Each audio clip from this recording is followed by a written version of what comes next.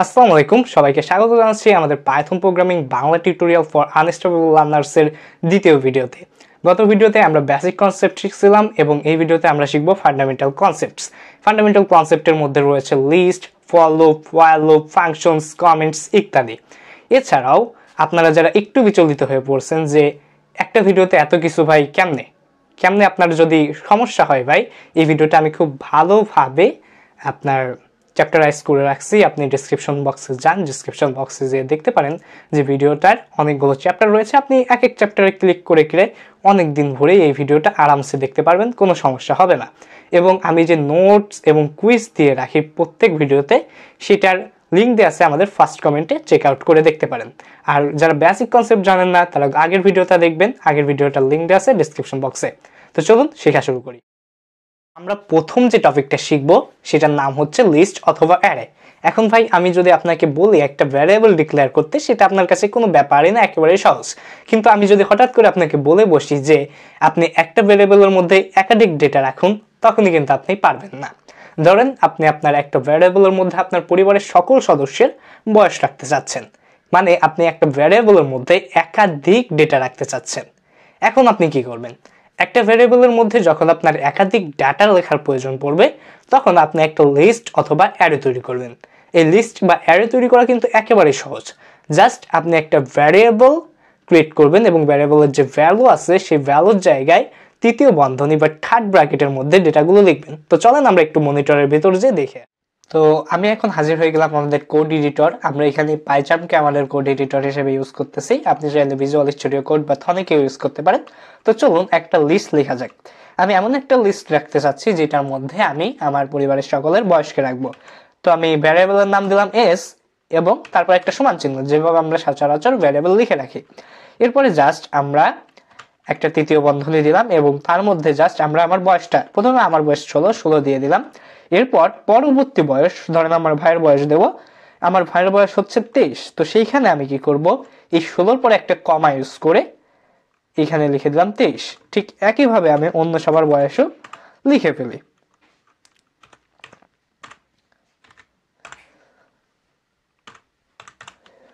তো ধরেন এই হচ্ছে আমার পরিবারের সকলের বয়স। এখন দেখেন একটা ভ্যারিয়েবলের মধ্যে আমরা যদি এইভাবে অনেকগুলো ডেটা রাখতে চাই, তাহলে পরে আমরা লিস্টকে ইউজ করব, বা এই লিস্টকে আবার অনেকে বলে থাকেন অ্যারে। লিস্টকে আমরা প্রিন্ট করে আউটপুট দেখাই।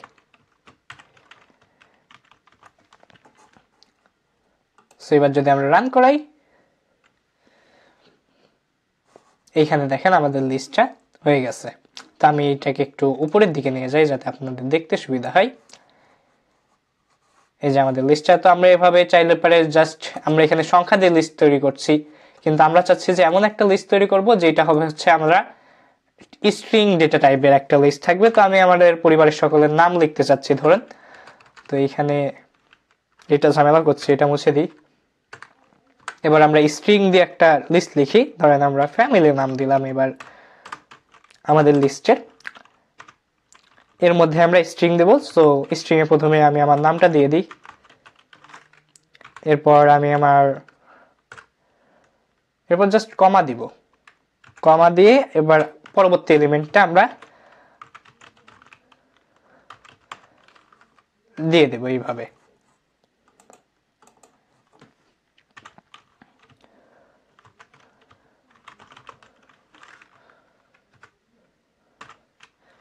সো এইভাবে আমরা যত খুশি ততগুলো এলিমেন্ট যোগ করতে পারবো, কোনো সমস্যা হবে না। এখানে দেখেন এই যে লিস্টের প্রত্যেকটা উপাদান, এখানে যেমন ধরেন এলিমেন্ট বা উপাদান আমি বলতেছি, এইগুলো আসলে কি? এগুলো হচ্ছে এই যে আমি জাকারিয়া লিখছি, এই জাকারিয়া হচ্ছে একটা এলিমেন্ট। দেখেন এই যে কমার বাইরে, কমা বাদে যতগুলো যা রয়েছে, এটা একটা জাকারিয়া একটা এলিমেন্ট, আপনার সুলাইমান একটা এলিমেন্ট, এই পাশে এই যে 55 এটা একটা এলিমেন্ট, লিস্টের উপাদান এগুলো সব। তো এই লিস্টটাকে আমরা প্রিন্ট করে একটা আউটপুট দেখার চেষ্টা করি।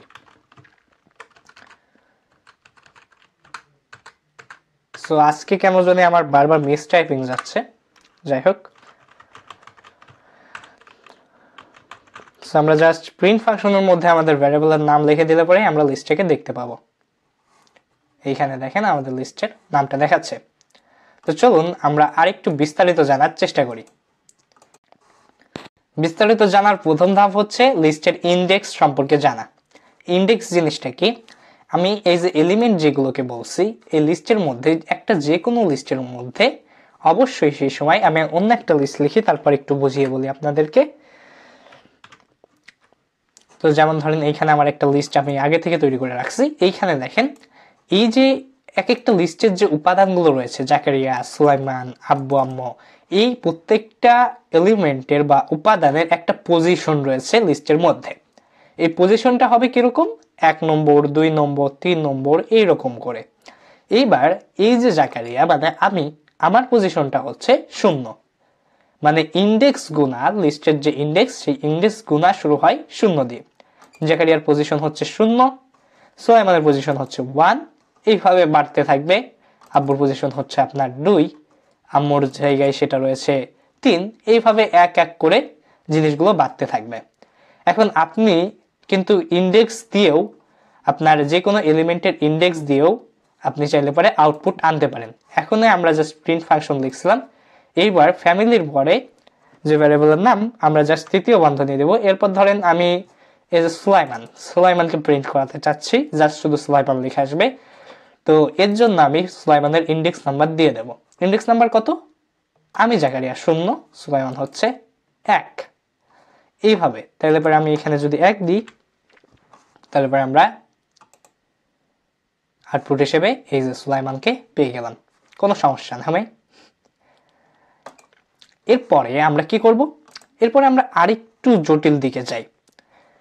আমরা ধরেন একটা এই যে উপাদান, ধরেন এই যে আম্মুর যে আপনার ইন্ডেক্স নম্বর সেটা আমি জানি না, কিংবা ধরেন আপনার কাছে একটা লিস্ট রয়েছে যে লিস্টের এলিমেন্ট সংখ্যা হচ্ছে 100টি।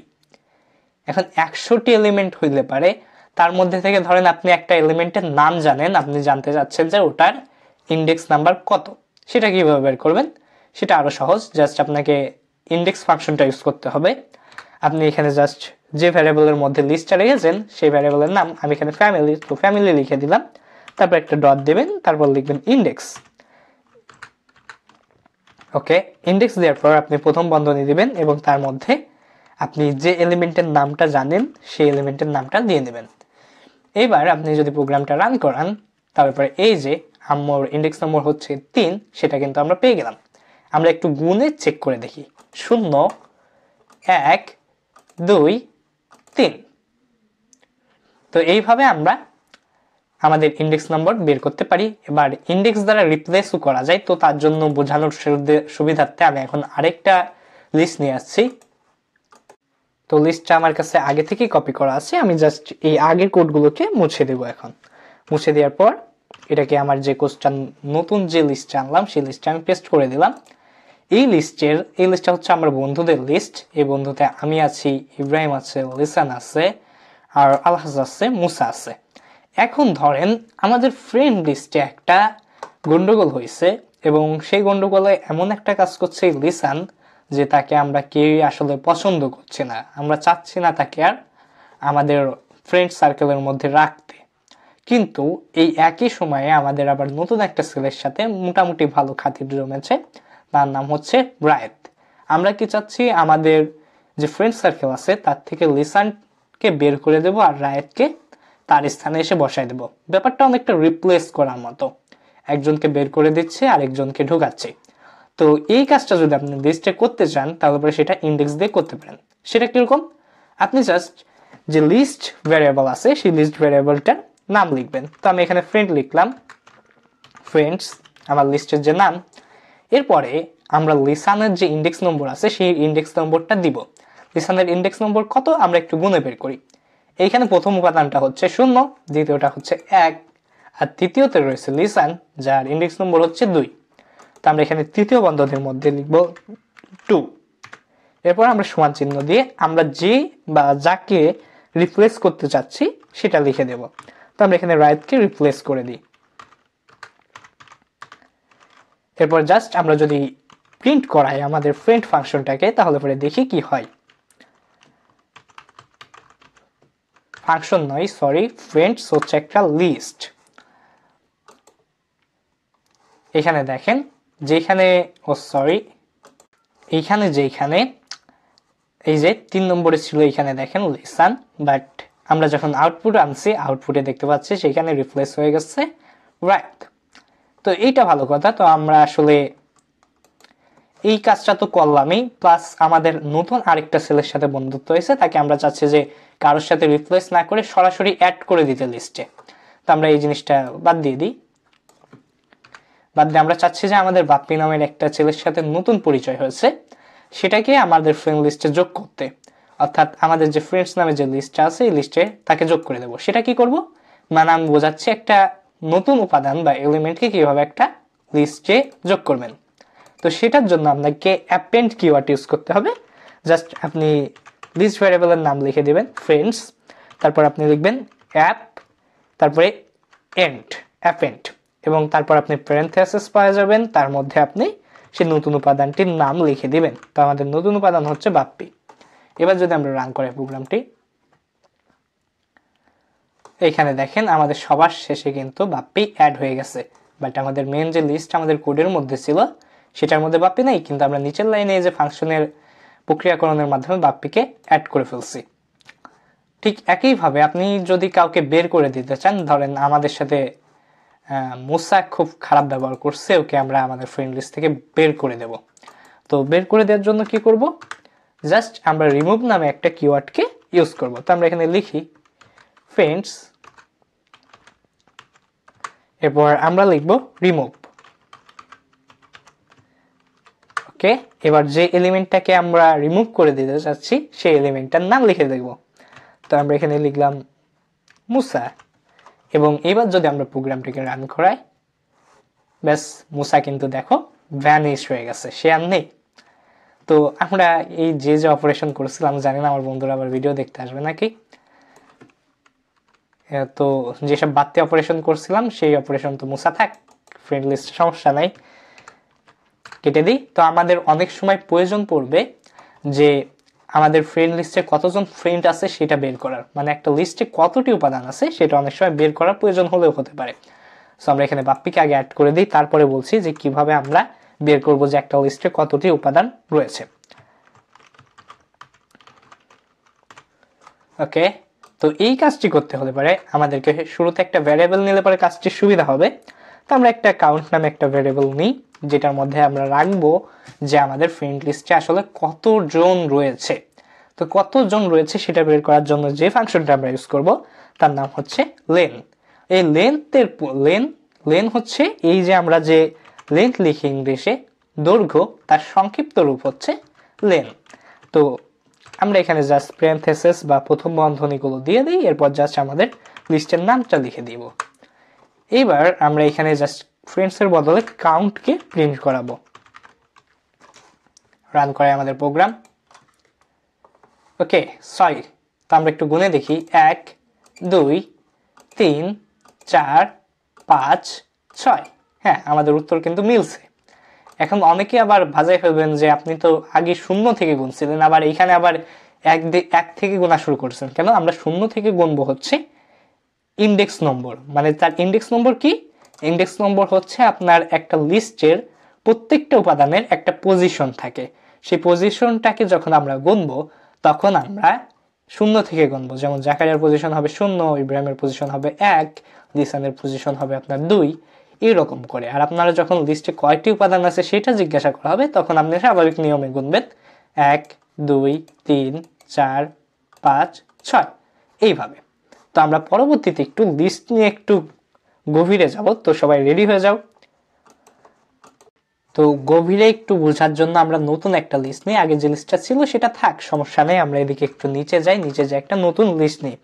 লিস্টটা নিয়ে একটা সংখ্যার লিস্ট।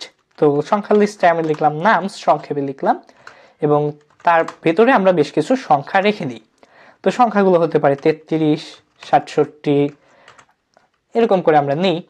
এরপরে আমরা একটা মাইনাসের সংখ্যা নিই, যে -9, তারপর আমরা 54, এরকম জাস্ট এই কয়টা সংখ্যা রাখলাম। এখন আমরা চাচ্ছি যে এই যে আমাদের সংখ্যার যে লিস্টটা আছে এই লিস্টের মধ্যে সবচেয়ে বড় কিংবা সবচেয়ে ছোট যে উপাদানটা আছে সেই উপাদান কিংবা এলিমেন্টটাকে আমরা বের করতে চাচ্ছি। সেটা কিভাবে করব? তো সেটার জন্য আমরা যদি সবচেয়ে ছোট উপাদানটাকে বের করতে চাই তাহলে পরে আমরা মিন নামের একটা ফাংশনকে ইউজ করব। তো আমরা একটু ইউজ করে দেখি। আমরা প্রথমে প্রিন্ট লিখলাম, যেহেতু আমরা আউটপুট স্ক্রিনে শো হিসেবে দেখতে চাই। তারপর আমরা লিখব মিন। মিন লেখার পর আবার দুইটা ব্র্যাকেট দিয়ে আমরা লিখব নামস, অর্থাৎ আমাদের যে লিস্ট সেই লিস্টের নাম দিয়ে দেবো। এবার যদি আমরা প্রোগ্রামটাকে রান করাই, ওকে, আমাদের সবচেয়ে ছোট সংখ্যা হচ্ছে -9, আমাদের লিস্টে সবচেয়ে ছোট সংখ্যা -9। আবার যদি আমরা সবচেয়ে বড় সংখ্যাটা দেখতে চাই তাহলে পরেও আমরা সেই একই প্রসেস ইউজ করব, জাস্ট মিনের জায়গায় লিখব ম্যাক্স। এবার রান করাই, ওকে, আমাদের সবচেয়ে বড় সংখ্যা হচ্ছে এইটা, বা এটাকে বলা হলো মনে আসতেছে না কেন, 88, 87। কি অবস্থা। সো আমরা আরো কিছু অপারেশন করতে পারি, যেমন ধরেন আমরা দুইটা লিস্টকে যোগ করতে চাচ্ছি, সেই জিনিসটা কিভাবে করব। তো আমি এখানে আরেকটা লিস্ট নিই এই নামের পাশাপাশি, কিংবা আমাদের আরেকটা লিস্ট নিই, এখানে নামস আছে, তো আমি এখানে নামস2 নামে আরেকটা লিস্ট নিই, নামস2, এবং এর মধ্যে আমি আরেক কিছু সংখ্যা অ্যাড করে দিই। তো আমি চাচ্ছি যে এই দুইটা লিস্টকে যোগ করতে, তো দুইটা লিস্টকে আমি সরাসরি প্রিন্ট ফাংশনের ভিতরেই যোগ করে দিতে পারতাম, কিন্তু আমি চাচ্ছি যে এই দুইটা লিস্টের যোগফল আরেকটা লিস্ট হিসেবে রাখতে। তো আরেকটা লিস্ট হিসেবে রাখার জন্য আমি জাস্ট নতুন একটা অল নামে একটা ভ্যারিয়েবল নিলাম এবং তার মধ্যে আমি লিখলাম নামস প্লাস নামস2। ওকে, এবার আমরা অলকে প্রিন্ট করায় আউটপুট দেখব।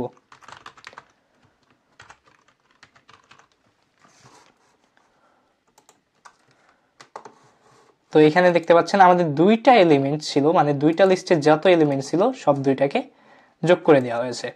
এই যে এটা শেষ উপাদান ছিল 54, এই যে, আর এটা 44, এই যে 44, সেটা 54 আর 44 দুইটা একসাথে রয়েছে, কোনো সমস্যা নাই, দুইটা কিন্তু আমরা জোড়া দিয়ে ফেলছি। আবার আমাদের কখনো মনে হতে পারে আমরা একটা লিস্টের সবচেয়ে শেষে যে উপাদানটা রয়েছে সেটাকে বের করে দেব। সেটা কিভাবে করব? সেটা করা একেবারে ইজিয়েস্ট ওয়ে হচ্ছে পপ ফাংশন ইউজ করা। এখানে ধরেন আমাদের ফ্রেন্ডস নামে যে লিস্টটা আগে আমরা তৈরি করে রাখলাম সেটা তো শেষ উপাদান হচ্ছে বাপ্পি, একে আমরা এখন বের করে দেব। তো বের করার জন্য আমরা পপ ফাংশন দিয়ে বের করব। আমরা কিন্তু চাইলে পারে রিমুভ দিয়ে বের করতে পারতাম, বাট আমরা পপ ফাংশন দিয়ে বের করব। তো আমরা লিখব ফ্রেন্ডস ডট pop পপ, ব্যাস। এবার যদি আমরা ফ্রেন্ডসকে প্রিন্ট করাই তাহলে আউটপুটে দেখবো যে বাপ্পি নাই, হারাই গেছে। এইখানে দেখেন বাপ্পি নাই কিন্তু হারাই গেছে। ঠিক একইভাবে আমি চাচ্ছি যে ইন্ডেক্স দিয়ে কাউকে নাই করে দেব। আমি কিন্তু এখনো দেখাই নাই যে আপনারা কিভাবে ইন্ডেক্স নম্বর দিয়ে কাউকে নাই করাই দেবেন। তো এখানে জাকারিয়ার ইন্ডেক্স নাম্বার হচ্ছে 0। সো আমি যদি এখানে 0 দিই তাহলে জাকারিয়া নাই হয়ে যাবে। এই যে দেখছেন লিস্টে কিন্তু এখন জাকারিয়া বলে কেউ নাই। ঠিক একইভাবে আমরা যদি ইব্রাহিমকে নাই করে দিতে চাই তাহলে পরে এখানে লিখবো 1, কারণ ইব্রাহিমের ইন্ডেক্স নম্বর হচ্ছে 1। বা আমরা যদি চাই মাইনাসের ভ্যালু এর মধ্যে দিতে পারি, তো আমি এখানে যদি -3 দিই তাহলে পরে আমরা দেখি আউটপুট কি আসে। -3 দিলে পরে আমাদের 3-তে আছে, মাইনাসের দিক থেকে যদি গুনি 1, 2, 3, 3-এ আছে হলো আলহাস। তো আমরা এখানে যদি আউটপুটে দেখি আলহাস নাই, হারাই গেছে। তো এইভাবে আমরা পপ ফাংশন দিয়েও কিছু কাজ চালিয়ে নিতে পারি আমাদের। সো এখন আমরা একটু শর্ট নিয়ে কথা বলি। শর্ট মানে কি, আমাদের এখানে ধরেন একটা লিস্ট আছে, সেই লিস্টে যতগুলো এলিমেন্ট আছে সবকিছু হচ্ছে আপনার সাজানো নেই, মানে অগোছালো একটা লিস্ট। যেমন ধরেন 4, 4-এর পর দিছি 7, 7-এর পর দিছি আবার 2, 2-এর পর দিছি 1, এরকম ভাবে আমরা একটা লিস্ট তৈরি করছি। এখানে দেখেন আমরা যদি যেভাবে আমরা পড়ি, 1 আগে আসে, তারপর যে 2, তারপর যাবে এরকম 4, তারপরে হলো 7 থাকবে, মানে সাজানো নাই, লিস্টের এলিমেন্ট গুলো এলোমেলো আছে, সিরিয়ালে নাই। এখন আমরা চাচ্ছি যে আমরা যেরকম পড়ি অ্যাকসেন্স অর্ডারে, অর্থাৎ ছোট থেকে বড় ক্রমে আমরা এই নাম নামে ভ্যারিয়েবলের যে কয়টা উপাদান রয়েছে এটাকে আমরা চেঞ্জ করব। তো এটা কিভাবে করব? আমরা একটা ফাংশন ইউজ করব, সেটার নাম হচ্ছে শর্টস। তো আমরা এখানে লিখবো হচ্ছে নাম ডট শর্ট, এই শর্টটাকে অনেক সময় বলা হয় যে শর্ট হচ্ছে সরাসরি আমাদের যে মেন লিস্ট থাকে সেই লিস্টকে চেঞ্জ করে ফেলাই। আপনাদেরকে একটু পরে বোঝাবো সেই জিনিসটা যে সরাসরি চেঞ্জ করতেছে কোনটা। এবারে দেখেন 1 2 4 7। এবার আমরা চাচ্ছি যে উল্টো ক্রমে আসুক বা বড় থেকে ছোট করে আসুক। তাহলে আমরা কি করব, জাস্ট এই শর্টের যে ব্র্যাকেট আছে তার মধ্যে আমরা লিখব রিভার্স, রিভার্স দিয়ে একটা সমান সমান চিহ্ন দেব এবং তার ভ্যালু হিসেবে দেব আমরা ট্রু। এবার যদি আমরা প্রোগ্রামটিকে রান করাই তাহলে দেখতে পাচ্ছেন এবার কিন্তু উল্টো ক্রমে বাবা যেটাকে বলে আমরা ডিসেন্ডিং অর্ডার যেটাকে বলা হয় যে বড় থেকে ছোট সেটা 7 4 2 1 একটা নির্দিষ্ট ভ্যালুতে কিন্তু সেই জিনিসটা চলে আসলো। এবার আপনাদেরকে আরেকটা মেথড রয়েছে এই উপাদানগুলোকে সাজানোর, সেটাও শিখিয়ে দিই। সেটা হচ্ছে শর্টেড। তো শর্টেড ফাংশনের বা শর্টেড মেথডের একটা বিশেষ বৈশিষ্ট্য হচ্ছে এই যে আমরা যে শর্ট লিখছি এই শর্ট কি করছে, আমাদের যে নাম্বার বা নাম সংক্ষেপে লিখছি এই যে লিস্ট ছিল এটাকে সরাসরি পরিবর্তন করে ফেলছে। কিন্তু আমরা যদি এখন এই যে শর্টেড ব্যবহার করে দেখাবো, শর্টেড কিন্তু সরাসরি আমাদের নাম্বার বা নাম নামে আমরা যে ভ্যারিয়েবলটাকে লিস্টটাকে ক্রিয়েট করছি এটার পরিবর্তন করবে না। এটা থেকে মানে এইটার যে ডেটাগুলো আছে এই ডেটাগুলো নিয়ে এসে নতুন একটা লিস্ট তৈরি করবে যে লিস্টের উপাদানগুলো সাজানো থাকবে। তো আমরা নতুন একটা ভ্যারিয়েবল ক্রিয়েট করি, সেটার নাম দিলাম হচ্ছে শর্টেড নাম এবং তার মধ্যে আমরা লিখব শর্টেড। শর্টেড লিখে আমরা জাস্ট ব্র্যাকেট দিয়ে দেব এবং তার মধ্যে আমাদের ভ্যারিয়েবল বা লিস্টের নামটা দিয়ে দেব। এবার যদি আমরা প্রিন্ট করাই নাম তাহলে দেখব যে আমাদের এই যে উল্টাপাল্টা সাজানো সেই উল্টাপাল্টাই সাজানো আছে। এই উল্টাপাল্টা সাজানো আছে কেন? কারণ এই আমরা যে নাম রয়েছে বা নাম্বার যে লিস্টে রয়েছে সেটাকে কিন্তু আমরা সাজাই নাই, আমরা শর্টেড নাম নামে একটা নতুন ভ্যারিয়েবল নিছি এবং তার মধ্যে একটা ডেটাকে সংরক্ষণ করছি। সেই ডেটাটা হচ্ছে এই নাম নামে যে ভ্যারিয়েবলটা আছে তার ভ্যারিয়েবল আছে তার মধ্যে যে লিস্টটা রয়েছে সেই লিস্টের যতগুলো ভ্যারিয়েবল আছে সেই ভ্যারিয়েবলগুলোকে সাজাই রাখো। তো নামে কোনো পরিবর্তন হয় নাই, যত পরিবর্তন হয়েছে এই শর্টেড নামে। তো আমরা এখানে যদি নাম না লিখে লিখতাম শর্টেড নাম তাহলে পরে আমরা সাজানো ডেটাগুলো পেতাম। তো আবার আমরা রান করাই, এই যে দেখেন এবার কিন্তু সাজানো ডেটাগুলো আমরা পেয়েছি। ঠিক একইভাবে আমরা যদি এটাকে উল্টোভাবে অর্থাৎ বড় থেকে ছোট আকারে সাজাতে চাই তারপরে এই যে শর্টেড মেথড এর মধ্যে আমরা নাম লিখছি তো এটাকে দিতে হবে, এরপরে আমরা জাস্ট কমা দিব, কমা দিয়ে আবার সেই একই কাহিনী অর্থাৎ রিভার্স ট্রু করে দেবো এটারও। তো এবার যদি আমরা রান করাই, ওকে এবার দেখতে পাচ্ছেন উল্টো ক্রমে সাজানো হয়ে গেছে। এখানে আপনি আপনার পছন্দ মতো যে কোনো মেথড ইউজ করে আপনার ডেটাগুলো সাজাবেন, সেটা আপনার উপর ছেড়ে দিলাম। তো আমরা নাম্বার লিস্ট নিয়ে তো কাজ করলাম, এবার স্ট্রিং এর যে লিস্টগুলো আছে সেই স্ট্রিং এর লিস্টগুলো কিভাবে সাজাতে পারি সেটাও একটু দেখে আসি।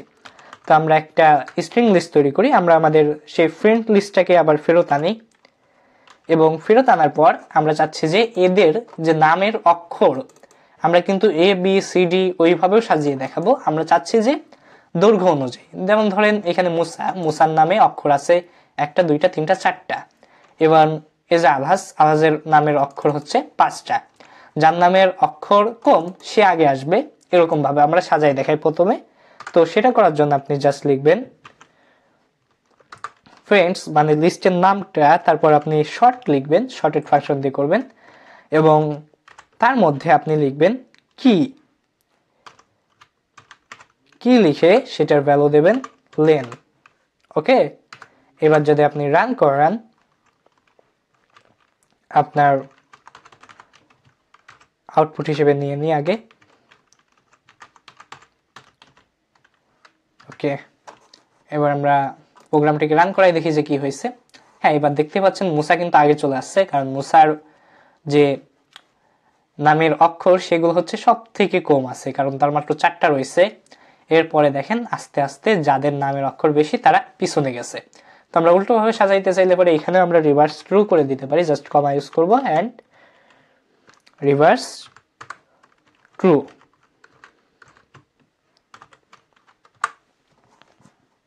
তাহলে পরে যাদের নামের অক্ষর বেশি তারা সবার আগে চলে আসবে। আমরা এখন চাচ্ছি যে এইভাবে সাজানো না হয়ে আমাদের এ বি সি ডি এই আকারে সাজানো হোক। তো তার জন্য আমরা জাস্ট এত কিছু করব না, এর মধ্যে যত ডেটা দিয়েছিলাম সব মুছে দেব। মুছে দিয়ে তার শর্ট মানে জাস্ট শর্ট ফাংশনটাকে ইউজ করব। তারপরে দেখবেন এ বি সি ডি এই আকারে, এই যে সিরিয়াল সেই সিরিয়াল আকারে আমাদের নামগুলো সাজানো হয়ে গেছে। আর জাস্ট যদি আমরা জেড থেকে এ তে সাজাতে চাই উল্টো ক্রমে, তাহলে পরে এখানে জাস্ট আপনি রিভার্স ট্রু করে দেবেন, তাহলেই হবে। আমরা রান করাই দেখাই দিতে আপনাকে। এবার দেখেন জেড থেকে এ অনুযায়ী নামগুলো সাজানো হয়ে গেছে। তো একই কাজ আপনি শর্টেড ইউজ করেও করতে পারবেন, তাও দেখাই দিই। তো শর্টেডের জন্য আমরা অবশ্যই একটা আলাদা ভ্যারিয়েবল নেব। তো ভ্যারিয়েবলটার নাম দিলাম আমরা শর্ট নেমস। তার মধ্যে আমরা শর্টেড ইউজ করলাম এবং তার মধ্যে আমাদের লিস্টের নামটা দিয়ে দিলাম। এখানে আমাদের যে লিস্টটা রয়েছে সেই লিস্টের নাম দিলে হবে না, কারণ আমরা নতুন একটা লিস্ট ক্রিয়েট করছি যেটার মধ্যে এই উপরের লিস্টের ডেটাগুলোকে সুন্দরভাবে সাজানো হয়েছে। তো আমরা সেই লিস্টের নাম দিই, সেই লিস্টের নাম দিচ্ছি আমরা শর্ট নেম। তো রান করাই দেখি, এবার দেখি সেগুলো কিন্তু দেখেন এ থেকে জেড আকারে সাজানো হয়ে গেছে। এইটাকেও জাস্ট আপনি এখানে কমা দিয়ে রিভার্স ট্রু করে দিলে পারে সেটা জেড থেকে এই আকারে সাজানো হয়ে যাবে। কিন্তু এখনো কিন্তু একটা ঝামেলা রয়েছে। যেমন যদি আপনাদেরকে দেখাই, আমি আবার এটাকে শর্টে নিয়ে যাই, শর্ট ফাংশন দিয়ে বোঝাইতে কেন জানি ভালো লাগে বা বেশি ইউজ করি আমি সাধারণত। তো শর্ট নিলাম, শর্ট নেওয়ার পর এইখানে যদি আপনাকে দেখাই, জাস্ট এইখানে ধরেন এই যে আই এটা ছোট হাতের করে দিলাম, আবার এই যে এল সবগুলোকে ছোট হাতের করে দিই, এ ছোট হাতের, সো এমটাও এই জায়গায় থাক। এবার যদি প্রোগ্রামটাকে রান করাই, ও সরি, আমাদের এখানে আমরা প্রিন্টের মধ্যে আমাদের সেই আগের নামটাই রেখে দিছি, আমরা ফ্রেন্ডস লিখতে হবে এখানে। ওকে, এবার আমরা রান করাই। ওকে, এইবার দেখেন আমাদের কিন্তু এখানে আমরা জাস্ট শর্ট ফাংশনটা ইউজ করছি। তো এখানে আমাদের কি হওয়া উচিত ছিল, এ থেকে জেড পর্যন্ত সাজানো উচিত ছিল, বাট দেখেন এটা উল্টাপাল্টাই রয়ে গেছে। এম আগে আসছে, জেড আগে আসছে, তারপর এ আসছে, তারপরে আই আসছে, তারপরে লিসানের এল আসছে। এর কারণ কি? এর কারণ হচ্ছে পাইথনের ডিফল্ট ভাবে শর্ট ফাংশনে বড় হাতের অক্ষরগুলো আগে আসে। সো বড় হাতের অক্ষর এখানে দেখেন জেড কিন্তু এর পরে যাওয়ার কথা, কিন্তু জেড এই যে এ এর আগে চলে আসছে। এর কারণ কি? এর কারণ হচ্ছে জেড বড় হাতের দিয়ে আছে। তো এইটাকে কিভাবে এড়িয়ে যাবেন, যে বড় ছোট চিনি না আমি জাস্ট চাই যে আমাদের এ থেকে জেড আকারে সাজানো হোক, এ বড় ছোট কিছু দেখার দরকার নেই। তার জন্য আমরা লিখব কি এবং এটার ভ্যালু দিব str ডট লোয়ার। ঠিক আছে, জাস্ট এইবার যদি আমরা রান করাই, ওকে, এবার দেখেন আমাদের জেড বড় হওয়ার সত্ত্বেও সবার শেষে চলে গেছে। তো আমরা আরেকটু লিস্ট নিয়ে একটু আগাবো, খুব বেশি না, ভিডিওটার এই চ্যাপ্টার খুব দ্রুতই শেষ করে দিচ্ছি। আপনাদেরকে খুবই দ্রুত একটা ফাংশন সম্পর্কে শিখিয়ে দিই এই লিস্টের মধ্যে। সেই ফাংশনটার নাম হচ্ছে রেঞ্জ। তো আপনি ধরেন একটা লিস্টের মধ্যে 0 থেকে 9 সংখ্যাগুলোকে রাখতে চাচ্ছেন। এখন কিবোর্ড দিয়ে এভাবে 0 1 2 9 এইভাবে জিনিসটা খুব বোরিং লাগবে। তো এই বোরিং জিনিসটাকে সহজ করার একটা উপায় হচ্ছে রেঞ্জ ফাংশন। তো আপনি চাচ্ছেন নাম্বার, তো আমি নাম্বার নামে একটা লিস্ট ক্রিয়েট করি। তার মধ্যে আপনি চাচ্ছেন যে পাইথন অটোমেটিক আমাদেরকে 0 থেকে 9 ডেটাটুক আমাদের জন্য লিখে দিক। তার জন্য আপনি কি করবেন, জাস্ট এখানে লিখবেন লিস্ট এবং লিস্টের মধ্যে ব্র্যাকেট দিবেন, ব্র্যাকেটের মধ্যে আপনি ইউজ করবেন রেঞ্জ ফাংশন। সো রেঞ্জ দিলেন, রেঞ্জের মধ্যে আপনি লিখে দিলেন 10। এই যে 10, এই 10-এর থেকে 1 বিয়োগ দিলে কত হয়? 9। তার মানে ডিফল্ট ভ্যালু, আমি এখানে রেঞ্জের কথাটাকে বলি আপনাদেরকে আগে রান করে দেখানোর আগে। রেঞ্জ, এই রেঞ্জ যে ফাংশনটা রয়েছে এই ফাংশনে আমরা 3 ধরনের ভ্যালু দিতে পারি। প্রথমটা হচ্ছে স্টার্ট ভ্যালু। এই স্টার্ট ভ্যালু হচ্ছে, যেমন আমরা যদি এইটাকে রান করাই, তার মানে স্টার্ট ডিফল্ট ভাবে থাকে হলো আপনার 0। তার জন্য এখানে দেখেন আমরা কিন্তু এখানে স্টার্টের মান দিই নাই, যার আপনাদেরকে একটু বোঝাতে কষ্টই হচ্ছে আমার। সো আমি এটাকে আগে রান করি, তারপর আপনাদের একটা ধারণা আসবে, তারপর আপনাদেরকে বুঝাই। নাম্বার ওকে, এবার দেখেন আমাদের 0 থেকে 9 পর্যন্ত সকল সংখ্যাগুলো চলে আসছে। সো এইখানে দেখেন আমরা সাধারণত এইখানে যে লিস্ট রেঞ্জটা লিখছি সেই রেঞ্জের মধ্যে আমরা কি করছি, জাস্ট আমরা এখানে রেঞ্জটা লিখছি এবং তার মধ্যে আমরা দিছি হলো এন্ড ভ্যালু। এন্ড ভ্যালু মানে এই শেষের ডাই যে থেমে যাবে। তো এন্ড ভ্যালু আমরা কত দিছিলাম, 10। আর এটা যে স্টার্ট ভ্যালু থাকার কথা, যে কোথা থেকে শুরু হবে, সেটা হলো ডিফল্ট ভাবে রেঞ্জ ফাংশনে থাকে হচ্ছে আপনার 0। সো এইখানে স্টার্ট যদি আমরা চাচ্ছি যে আমাদেরকে দিক হচ্ছে 2 থেকে 10, তাহলে পরে আমরা স্টার্ট ভ্যালু দিয়ে দেব 2 থেকে 10 চাইলে পরে আমাদেরকে 11 দিতে হবে, কারণ শেষেরটা ধরে না। সো এখানে 11 দিয়ে দিই, এটাকে আমরা মুছে ফেলি, রান করি। ওকে, এবার দেখেন 2 থেকে 10 পর্যন্ত ভ্যালুগুলো চলে আসছে। তো আমরা চাচ্ছি যে 2 থেকে 10 পর্যন্তই দিক, কিন্তু তার মাঝখানে এক একটা ভ্যালু না থেকে, মানে এখানে দেখেন স্টার্ট ভ্যালু আছে এবং এন্ড ভ্যালু আছে, কিন্তু কয় ধাপ করে আগাবে সেই গ্যাপটা দেয়া নাই। সো সেই গ্যাপটা বসবে হলো সবার শেষে, এইভাবে গ্যাপ। সো আমরা রান করলে বুঝবো। এবার চাচ্ছে যে এই 2 থেকে 10 পর্যন্ত দিক, কিন্তু প্রত্যেকটা সংখ্যার মাঝে 2 ধাপ করে আগাবে বা 2 লাফে লাফে যাবে, এরকম কিছু একটা। সো এইবার আমরা যদি যাই, ওকে, এবার দেখেন 2 এর পর 4 আসছে, 4 এর পর 6 আছে, মানে 2 2 করে বাড়তে বাড়তে 10 পর্যন্ত গেছে। এইভাবে আমরা যদি উল্টো ক্রমে চাই সেটাও সম্ভব। সেটা কিভাবে সম্ভব, আমরা এখানে -2 দেব, মাইনাসের ভ্যালু দিলে পরে সেটা উল্টো ক্রমে চলে যাবে।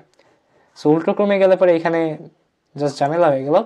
যাক, আমরা চাচ্ছি যে এটা 0 থেকে 10 পর্যন্ত দেখ, আমরা আমাদের স্টার্ট ভ্যালুটা মুছে দিই। স্টার্ট ভ্যালু মুছে দিলে পারে এটার স্টার্ট ভ্যালু অটোমেটিক্যালি সেট হয়ে যাবে আপনার। সো কি ছিল কোডটা ঠিক আমি মনে করতে পারছি না। যদি উল্টো ক্রমে চাই তাহলে পরে আমাদের ভ্যালুগুলোকেও উল্টো বসাইতে হবে। তো চলেন, আমি চাচ্ছি যে 10 থেকে উল্টো ক্রমে 0 পর্যন্ত যাক। তো তার জন্য আমি কি করব, এখানে 0 দিয়ে দিলাম, এবং যেহেতু উল্টো ক্রমে যাবে তো আমি এখানে -1 দিয়ে দিলাম, যে 1 মাইনাস করতে করতে যাও। ওকে, এবার দেখেন আমাদের সম্পূর্ণ 11 থেকে 1 পর্যন্ত আস্তে আস্তে একেবারে উল্টো ক্রমে চলে আসলো। তো এইভাবে আপনি ভ্যালু পরিবর্তন করে করে রেঞ্জ ফাংশনটা একটু নিজের মতো করে বোঝার চেষ্টা করবেন। আর এইখানে আমরা লিস্ট কেন ইউজ করছি, জাস্ট রেঞ্জ লিখলে কি হতো, তো আমি জাস্ট রেঞ্জ লিখলে কি হতো একটু আপনাদেরকে রান করেই দেখাই। আমি কিন্তু এখনই বলে দিতে পারি যে এখন কি হতে চলেছে, জাস্ট আপনি যেটা লিখছেন সেটাই দেখাতো।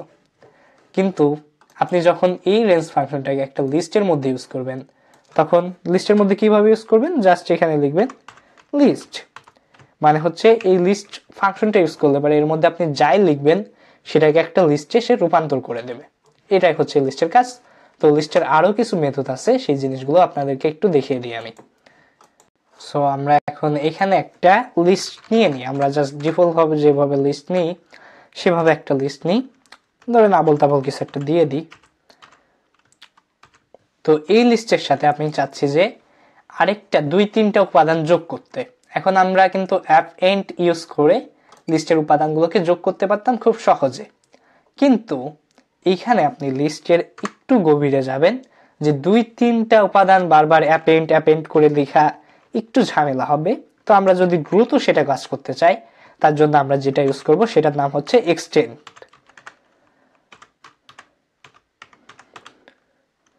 সো আমরা এক্সটেন্ড লিখলাম, এরপরে আমরা একটা লিস্টকে এর মধ্যে দিয়ে দেব, যে 2-3টা উপাদান আমরা যোগ করতে চাই সেই 2-3টা উপাদান এখানে দিয়ে দিতে পারি আমরা, কোনো সমস্যা হবে না।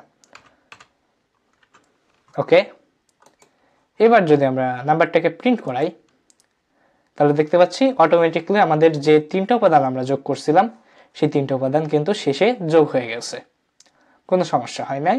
সো এই 3টাকে যদি আমরা ডিফল্ট ভাবে যোগ করতে চাইতাম, যে এইভাবে নাম্বার ডট অ্যাপেন্ড, তাহলে কিন্তু জিনিসটা খুব ঝামেলাজনক মনে হতো। প্রথমবার 34, তারপরের বার এইভাবে করে এরকম করে যোগ করা লাগতো, যেটা খুব ঝামেলা মনে হতো। তো আমরা সবগুলোকে একবারে একটা এক্সটেন্ড প্রোগ্রামের মাধ্যমে যোগ করে দিলাম, কোনো ঝামেলা নাই। আবার আমরা একটা নির্দিষ্ট এলিমেন্টের স্থানে বসাতে চাচ্ছি। সো সেই জিনিসটা হচ্ছে আপনার ইনসার্ট করতে চাচ্ছি। যেমন ধরেন আমাদের এখানে এইটা হচ্ছে 2 নাম্বার ইন্ডেক্সে রয়েছে 67 জায়গায় 67কে আমরা মুছবো না বা রিপ্লেসও করবো না, জাস্ট আমরা করবো যে 67 জায়গায় এখানে 6 বসুক, আর 67 একটু ডান পাশে সরে যে ওর ইন্ডেক্স নাম্বার পরিবর্তন হয়ে যাক হচ্ছে আপনার এখানে আছে হলো 2 নম্বরে, সে হয়ে যাক 3 নম্বরে। সো 67কেও এইদিকে সরিয়ে দেওয়ার জন্য আমরা আবারও নাম্বার লিখে ফেললাম। এবার যে ফাংশনটা ইউজ করব বা মেথডটা ইউজ করব সেটার নাম হচ্ছে ইনসার্ট। সো ইনসার্ট দিয়ে দিলাম, অ্যান্ড ইনসার্টের ভিতরে আমরা সবার প্রথমে ইন্ডেক্স নম্বরটা দিব। তো 67 কত নম্বর ইন্ডেক্সে রয়েছে? 0 1 2, 2 নম্বর ইন্ডেক্সে রয়েছে 2, এবং তারপরে আমরা এই যে 67 রয়েছে সেই 67-র জায়গায় যাকে দিয়ে দেব, সো 67-র জায়গায় ধরেন আমি 6কে দিব। 67 কিন্তু নাই হয়ে যাচ্ছে না, ঠিক আছে? 67 নাই হয়ে যাচ্ছে না, এটা কোনো বিষয় না। 67-র জায়গাটা জাস্ট 6 নেবে এবং 67 চলে যাবে পরের ইন্ডেক্স নম্বরে। তো আমরা যদি রান করি, ওকে 67 কিন্তু নাই হয় না, এই যে 67 আছে, কিন্তু 67 যে জায়গায় ছিল মানে 5-এর পরে ছিল, 5-এর পরে 6 অ্যাড হয়ে গেছে। তো ইনসার্ট দিয়ে আপনি এই কাজটা করতে পারবেন। আবার কখনো আপনার প্রয়োজন হবে যে এই লিস্টে যতগুলো উপাদান আছে সব উপাদানকে আমি মুছে দেব, তো সেটাকে আমরা এইভাবে কিবোর্ড প্রেস করে করেও মুছতে পারি।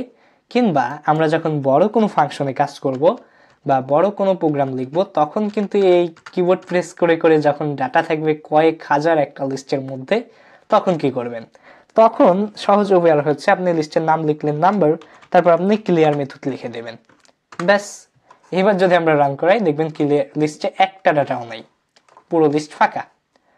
আমরা পুরো লিস্ট ফাঁকা চাচ্ছি না, তো আমরা অনেক সময় প্রচুরক বের করি, গণিত যখন করি তখন প্রচুরক বের করি। সো প্রচুরকের ক্ষেত্রে কি হবে, ধরেন আমরা এই লিস্টের মধ্যে 3 কয়বার আছে সেটা জানতে চাচ্ছি, 5 কয়বার আছে সেটা জানতে চাচ্ছি, এটা কিভাবে করব? তো সেটা করার জন্য আমরা কাউন্ট ফাংশন ইউজ করব। তো তার জন্য আমরা একটা আলাদা ভ্যারিয়েবল নিই, ভ্যারিয়েবলটার নাম দিলাম হচ্ছে গোনা, বাংলা একটু ইউজ করি। তার মধ্যে আমরা লিখলাম আমাদের যে লিস্ট আছে সেই লিস্টের নামটা, অর্থাৎ নাম্বার, এবং তার মধ্যে আমরা লিখব কাউন্ট। এবং এখানে ভুল করে ফাংশন বাটনে প্রেস পড়ে গেছে,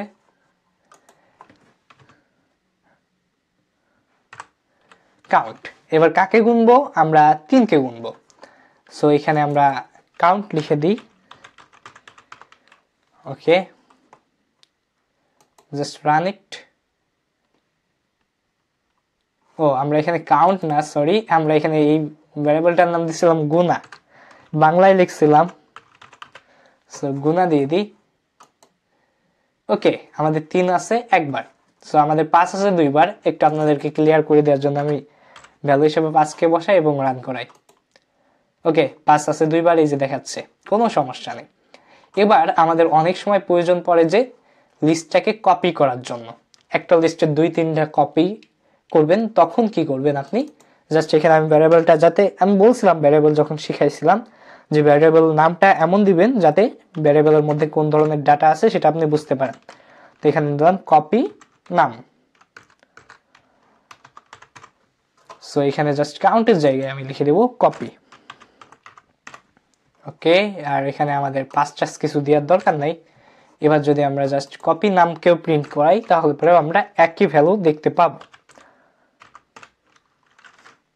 এর কারণ কি? এর কারণ হচ্ছে, আমি বলি এখানে কি হচ্ছে। প্রথমে নাম্বার নামে একটা লিস্ট আছে, আমি কপি নাম নামে একটা ভ্যারিয়েবলের মধ্যে আমি নাম্বার লিস্টকে কপি করে ফেলছি, মানে এর মধ্যে যা আছে এর মধ্যেও তাই আছে। সো ভ্যালুর কোনো পরিবর্তন হবে না, এর মধ্যেও এখানেও যা আছে এখানেও তাই আছে, জাস্ট কপি করলাম। সো কপি করার পর আমি একটা জিনিস অ্যাড করে দেখাই দিই, কোনো সমস্যা নেই।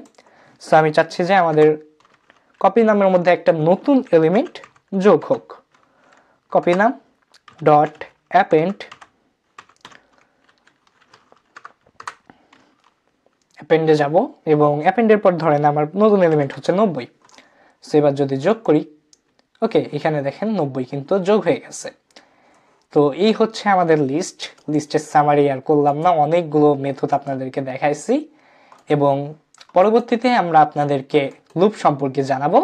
তো পরের চ্যাপ্টারে যাওয়ার জন্য প্রস্তুত হয়ে যান। আবার অনেকে একটা অভিযোগ করতে পারেন যে ভাই এই যে আপনি 40 মিনিট ধরে লিস্ট শেখালেন তাও ছোট ছোট প্রোগ্রাম করে, এতে আসলে কি লাভ হলো? আসলে আমি পাইথনের এই যে Python Bangla tutorial for unstable learners, এটাতে আমার লক্ষ্য রয়েছে। আমার এর আগে পাইথনের একটা প্লেলিস্ট ছিল, বাট তখন আমি নতুন নতুন ভিডিও তৈরি করা শুরু করেছিলাম, তখন আমার ভিডিওর কোয়ালিটি খুব একটা ভালো ছিল না। আমি কথা বলতে গেলে পারে এটা যাচ্ছে এবং এখনও এটা যাচ্ছে, কারণ ঠান্ডা লাগছে, গলা বসে গেছে, সেই অবস্থায় ভিডিও রেকর্ড করতেছি। সো সেই কারণে কিছুটা সমস্যা হচ্ছে। তো আমার এইখানে এই যে playlist Python Bangla tutorial for unstable learners, এটার মধ্যে আমি মূলত মেশিন লার্নিং শেখাবো এবং মেশিন লার্নিংয়ে অনেক অনেক প্রচুর পরিমাণ ডেটা নিয়ে কাজ করতে হয়, যার অনেক ডেটা লিস্টের মধ্যে থাকে, ট্যাপলসের মধ্যে থাকে, ডিকশনারি মানে বিভিন্ন ধরনের ডেটা স্ট্রাকচারের মধ্যে থাকে।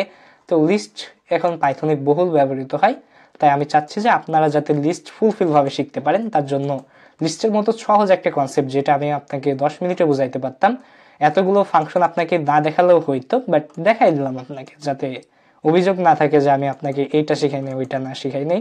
সো তার জন্য আসলে এত সহজ একটা জিনিস আপনাকে এত কয়েক মিনিট ধরে শেখানো। তো চলুন আমরা পরের চ্যাপ্টারে চলে যাই এবং পরের চ্যাপ্টারে যে আমরা লুপ শেখা শুরু করি।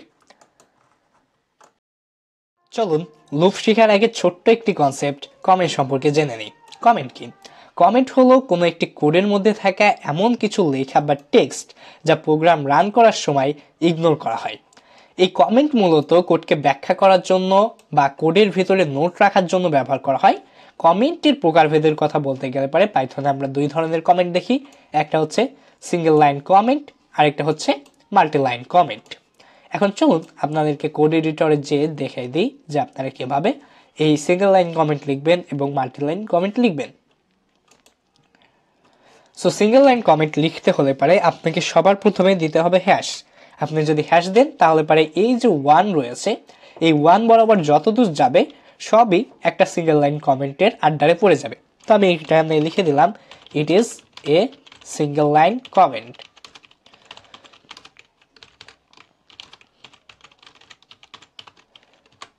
এবং এইখানে আমি একটু প্রোগ্রামটা রান করাই দেখাই আপনাদেরকে।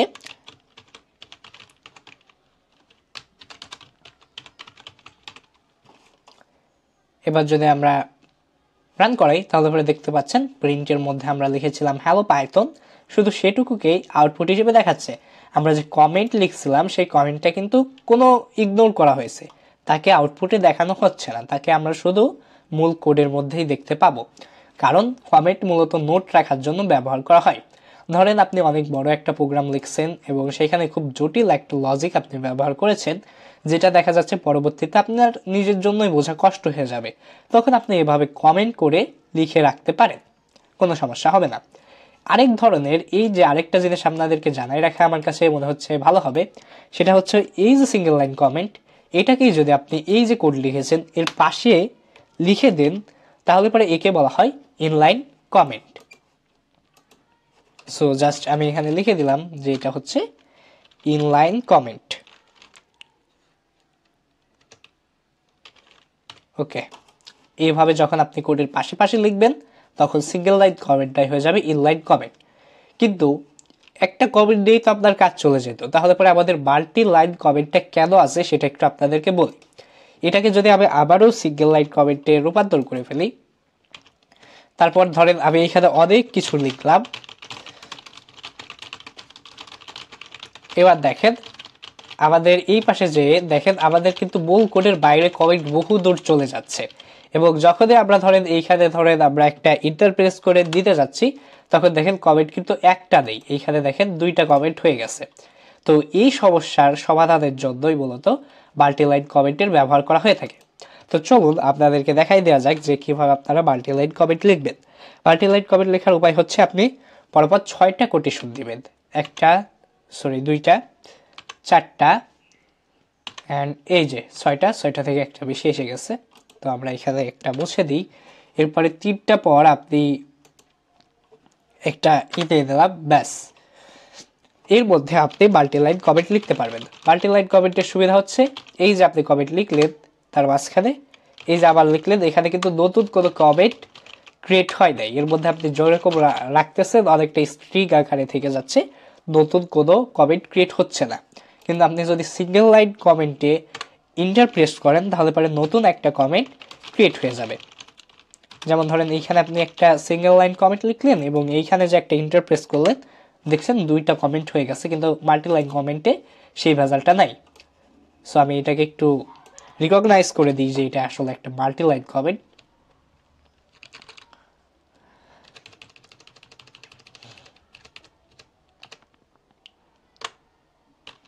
It is a multi-line comment.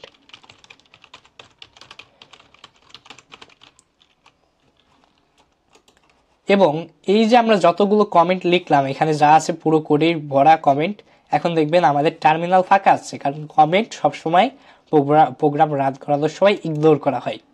তো এই কমেন্ট আসলে কখন ব্যবহার করবেন? ধরেন আপনি একটা জব পেয়েছেন, সেখানে একটা প্রোগ্রামের উপর আপনারা 3-4 জন কাজ করছে। তখন দেখা যাচ্ছে যে প্রোগ্রামের এক একটা অংশ এক একজন দেখছে, কেউ লজিক দেখছে, কেউ অ্যাপিয়ারেন্স দেখছে, এরকম এক একটা অংশ এক একজন দেখছে। কিন্তু আবার কখনো কখনো প্রয়োজন পড়ছে একজন আরেকজনের কাজে একটু হাত দিতে।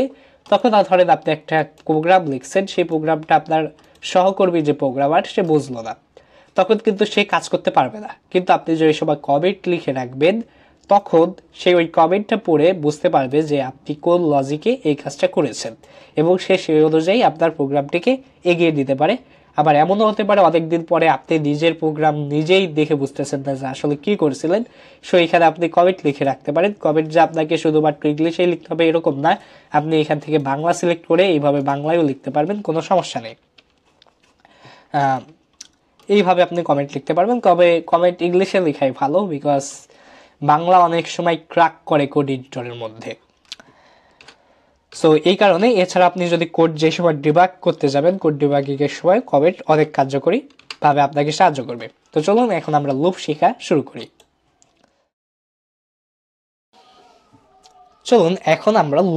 শুরু করি। লুপ শেখার জন্য আমি আপনাদেরকে প্রথমে একটা গল্প বলি। ধরুন একদিন আমাকে আমার প্রাইভেট টিউটর ফোন করে বলল যে আজকে আমি পড়াতে আসবো না, তুমি অন্যদেরকে ফোন করে একটু জানাই দাও।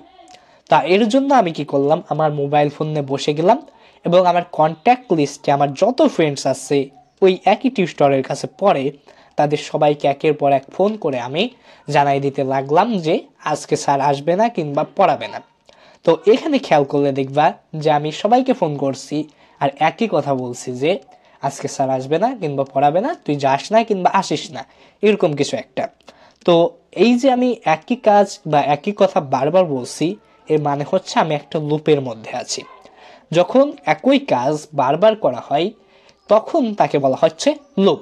কিংবা আমরা যদি একটু স্কুল কলেজে কিংবা একাডেমিক কায়দায় বলি, তাহলে পরে লুপ প্রোগ্রামিংয়ের একটি গুরুত্বপূর্ণ ধারণা, যা একটি নির্দিষ্ট কাজ বা নির্দেশনাবলী বারবার পুনরাবৃত্তি করতে ব্যবহৃত হয়। সাধারণত যখন কোনো কাজ বারবার করার প্রয়োজন হয়, তখন সেই কাজটি বারবার ম্যানুয়ালি না লিখে লুপ ব্যবহার করা হয়। লুপ মূলত কোডকে সংক্ষিপ্ত, কার্যকর এবং পড়তে সহজ করে তোলে। তো এই হচ্ছে লুপের একাডেমিক সংজ্ঞা, এবং আমার যে সংজ্ঞা সেটা হচ্ছে বারবার যখন একই কাজ করা হচ্ছে তখন সেটাই হচ্ছে লুপ। লুপের ধরন, আমরা এখানে প্রোগ্রামিং ভাষাগুলোতে আমরা সাধারণত 3 ধরনের লুপ দেখতে পাই, এখানে লেখা আছে। সো আমরা একটু স্ক্রল ডাউন করি। এই যে এখানে প্রথম যে লুপটার কথা বলছি সেই লুপটা হচ্ছে আমাদের ফর লুপ, এবং দ্বিতীয় যে লুপটার কথা আছে সেটা হচ্ছে হোয়াইল লুপ, এবং 3 ধরনের যে লুপটা আমরা প্রোগ্রামিং ভাষায় দেখি যে ডু হোয়াইল লুপ, যেটা আসলে আমাদের পাইথনে নেই। আর এই যে নোটটা দেখছেন, এই নোটটার লিঙ্ক দেওয়া আছে আমাদের ফার্স্ট কমেন্টে, আপনি চাইলে পরে ডাউনলোড করে নিতে পারবেন, সমস্যা হবে না। তো আমরা প্রথমে এই ফর লুপ দিয়ে আমাদের যাত্রা শুরু করি। সো এখন ধরেন যে আমি সেই প্রাইভেট টিউটরের গল্পেই ফেরত যাই, যে আমি সবাইকে ফোন করে বলতেছি যে আজকে স্যার আসবে না। সেই জিনিসটা একটু আমরা লুপের মাধ্যমে বাস্তবায়ন করার চেষ্টা করি। তো তার জন্য আমরা প্রথমে একটা কন্ট্যাক্ট লিস্ট তৈরি করে নিই। তো কন্ট্যাক্ট লিস্টে আমি সবার নাম দিয়ে দিই আস্তে আস্তে।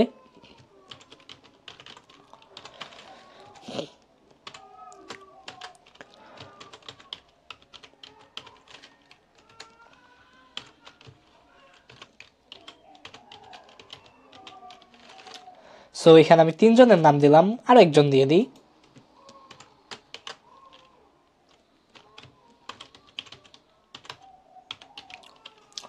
এবার আমরা কি করব, জাস্ট আমাদের যে ফর কিওয়ার্ডটা আছে, মানে ফর লুপ লিখতে গেলে পরে আমাদেরকে একটা কিওয়ার্ড ইউজ করতে হয়, সেই কিওয়ার্ডটার নাম হচ্ছে ফর। আর এই কিওয়ার্ডটা ফর বলেই এই লুপটাকে বলা হয় ফর লুপ। তো ফর কিওয়ার্ড লেখার পর আমাদেরকে সাধারণত একটা লুপ ভ্যারিয়েবল ক্রিয়েট করতে হয়। সেই লুপ ভ্যারিয়েবলের নাম আমরা নিজের ইচ্ছা মতো দিতে পারি। তো আমরা লুপ ভ্যারিয়েবলের নাম দিলাম কল। এখন বলবে ভাইয়া এই লুপ ভ্যারিয়েবল যে কল লিখলে কলের ভ্যালু কি, ভ্যালু কি আমরা এইভাবে সমান সমান দিয়ে লিখবো? না, এই লুপ ভ্যারিয়েবলের ভ্যালু হবে আমাদের যে কন্ট্যাক্ট লিস্ট আছে বা অন্য যে কোনো কিছুই থাকুক সেটার যে ডেটাগুলো থাকবে, এই যে এইগুলো বা এলিমেন্টগুলো থাকবে সেই, বা এগুলোকে আবার অনেকে আইটেম বলে থাকেন, যে আইটেমগুলো থাকবে সেটাই হবে হচ্ছে এই কলের ভ্যালু। কিন্তু এই কল যে এই কন্ট্যাক্ট থেকেই ভ্যালুটা দিবে সেটা কিভাবে ডিফাইন করব, সেটা ডিফাইন করার জন্য আমরা আরেকটা কিওয়ার্ড ইউজ করব। সেই কিওয়ার্ডটা হচ্ছে ইন। ইন লিখে আমরা এখানে জাস্ট কন্ট্যাক্ট লিখে দেবো, মানে যেটা থেকে আমাদের কল ডেটা দেবে, লিখে দিলাম। এরপরে আরেকটা জিনিস বলেও মিস্টেক করবেন না, সেটা হচ্ছে একটা কোলন দিয়ে দেবেন। এরপরে জাস্ট আমরা প্রিন্ট করি কল। এবার আমরা আউটপুট দেখি যে আমাদের আউটপুটটা আসলে কি আসে। ওকে, আমরা দেখতে পাচ্ছি আমাদের সকল আউটপুট চলে আসছে। এখানে বাপ্পি, নুসরাত, আলহাস, জাহানারা সবাই এক একটা সিরিয়ালে চলে আসছে। মানে বারবার কিন্তু আমি একই কাজ করলাম, লুপের মধ্যেই থাকলাম, আমি বারবার প্রিন্ট করলাম লিস্টের প্রত্যেকটা উপাদানকে। এইটা হচ্ছে ফর লুপের মূল কাহিনী। তো আমরা আরেকটা ফর লুপ লিখি, ধরেন আমরা এখানে লিস্ট ব্যবহার না করে একটা স্ট্রিং ডেটা টাইপ লিখি। তো এখানে যদি আমরা দেব এবং দেবের ভ্যালু হিসেবে ধরেন লিখলাম পাইথন এবং তার মধ্যে আমরা ফর দিলাম। ফর ধরেন আমরা চাচ্ছি যে এই পাইথন যে স্ট্রিংটা আছে, এই টেক্সটটা বা স্ট্রিংটার মধ্যে যতগুলো লেটার আছে সবগুলো লেটার আমরা এইভাবে দিতে চাই। তো আমরা এখানে দিলাম লেটার ইন নেম। এবার আমরা প্রিন্ট করব লেটারকে। ব্যাস, এবার যদি আমরা লেটারকে প্রিন্ট করি, ওকে, এই যে পাইথনের প্রত্যেকটি অক্ষর আমাদের সিরিয়ালে চলে আসছে। তো আমরা আরও কাজ করতে পারি, ধরেন আমরা এবার একটু নাম্বার দিয়ে গুতাগুতি করি। তো আমরা আপনাদেরকে শিখিয়েছিলাম রেলস নামে একটা ফাংশনকে লিস্টে শেখানোর সময়, আশা করি মনে আছে, সেটাকে আমরা ফর লুপের মধ্যে ইউজ করতে পারি। তো আমরা এখানে নাম দিলাম নাম ইন রেঞ্জ। তো আমি চাচ্ছি যে আমাদের 0 থেকে 10 পর্যন্ত প্রত্যেকটা সংখ্যাকে, তো আমি এখানে 11 দিয়ে দিলাম, ব্র্যাকেটটা মুছে গেছে। এবার আমরা প্রিন্ট করাবো জাস্ট নাম্বারকে, বা আমি সংক্ষেপে লিখি যেটাকে নাম। ওকে, এই যে আমাদের 0 থেকে 10 পর্যন্ত যত যা আছে সব কিন্তু আমাদের প্রিন্ট আউট হয়ে গেছে। ফর লুপের স্ট্রাকচারের একটা ব্যাখ্যা আপনাদেরকে দিই। ফর লুপের জন্য আপনি কি করবেন, প্রথমে ফর লিখবেন বা ফর যে কিওয়ার্ড আছে সেটা লিখবেন, তারপর একটা লুপ ভ্যারিয়েবল ক্রিয়েট করবেন, তারপর ইন কিওয়ার্ড দেবেন, এবং তারপর এই যে আপনার যে লুপ ভ্যারিয়েবল, সেই লুপ ভ্যারিয়েবলটা কোথা থেকে ডেটা সংগ্রহ করবে সেটার ঠিকানা দিয়ে দেবেন এবং তারপর একটা কোলন দেবেন। তো এই হচ্ছে আপনার ফর লুপের প্রথম লাইনের কাজ। এবং দ্বিতীয় লাইনে আপনি একটা ইনডেন্টেশন দেবেন। ইনডেন্টেশন কি সেটা আমরা বেসিক কনসেপ্ট বোঝানোর সময় বুঝাইছি। এই ইনডেন্টেশন যদি না দেন তাহলে পরে এই প্রিন্ট ফাংশনটাকে পাইথন ধরে দেবে এই ফর লুপের বাইরে, এবং ফর লুপের নিচে আমাদের অবশ্যই কিছু না কিছু দিতে হয়। যদি আমরা না দিই তাহলে পরে আমাদের প্রোগ্রামে এরর আসবে। তো আমরা ফর লুপের ভিতরে বোঝানোর জন্য এই ইনডেন্টেশনটা ইউজ করি, যে ইনডেন্টেশনটা আমরা কিবোর্ডে ট্যাব প্রেস করে দিতে পারি, অথবা কিবোর্ডের স্পেস বারকে আমরা 4 বার প্রেস করলে পারে ইনডেন্টেশন পাওয়া যায়। সো এবার যদি এই হচ্ছে আমাদের স্ট্রাকচার আমাদের ফর লুপের। তো ফর লুপ কীভাবে কাজ করে তার জন্য একটা চিত্র বা ইমেজ আমি জোগাড় করেছি। এটা অনলাইনে খুব সম্ভবত আমাদের ঠিকানাটা বলতে পারছি না, বলতে নাই, এখানে লোগোটা দিয়ে রাখেন, এই ওয়েবসাইট থেকে এটা সংরক্ষণ করেছি। সো এই যে আমাদের for each item in sequence, এখানে প্রত্যেকটা আইটেম বা এলিমেন্টের কথা বলা হয়েছে, আর এই সিকোয়েন্সটা হচ্ছে আমাদের লিস্ট। এখানে আমাদের ফর লুপ সবার প্রথমে চেক করে দেখে যে আমাদের লিস্টের যে শেষ উপাদানটা সেই শেষ উপাদান কিনা। যদি শেষ উপাদানটা হয় তাহলে পরে সরাসরি যদি ট্রু হয় তাহলে পরে আমাদের লুপটা এক্সিস্ট হয়ে যায় বা শেষ হয়ে যায়। আর যদি আমাদের লিস্টের শেষ উপাদানটা না যায়, তার ভ্যালু হয় ফলস, তারপরে এই ফর লুপের নিচে যে স্টেটমেন্ট আছে সেটা বাস্তবায়ন হয় এবং দ্বিতীয়বার ঘুল লিখে এসে আবার চেক করা হয় যে লিস্টের শেষ উপাদানটাই গেছে কি না। তো এইভাবেই আমাদের ফর লুপ কাজ করে। তো চলুন আমরা আমাদের কনসেপ্টটিকে আরেকটু পরিষ্কার করে নেওয়ার জন্য অন্য ধরনের একটা লুপ লিখি। তো আমরা এখানে নামস নামে একটা লিস্ট নিই, যার মধ্যে আমরা বেশ কিছু সংখ্যা দিয়ে দিই।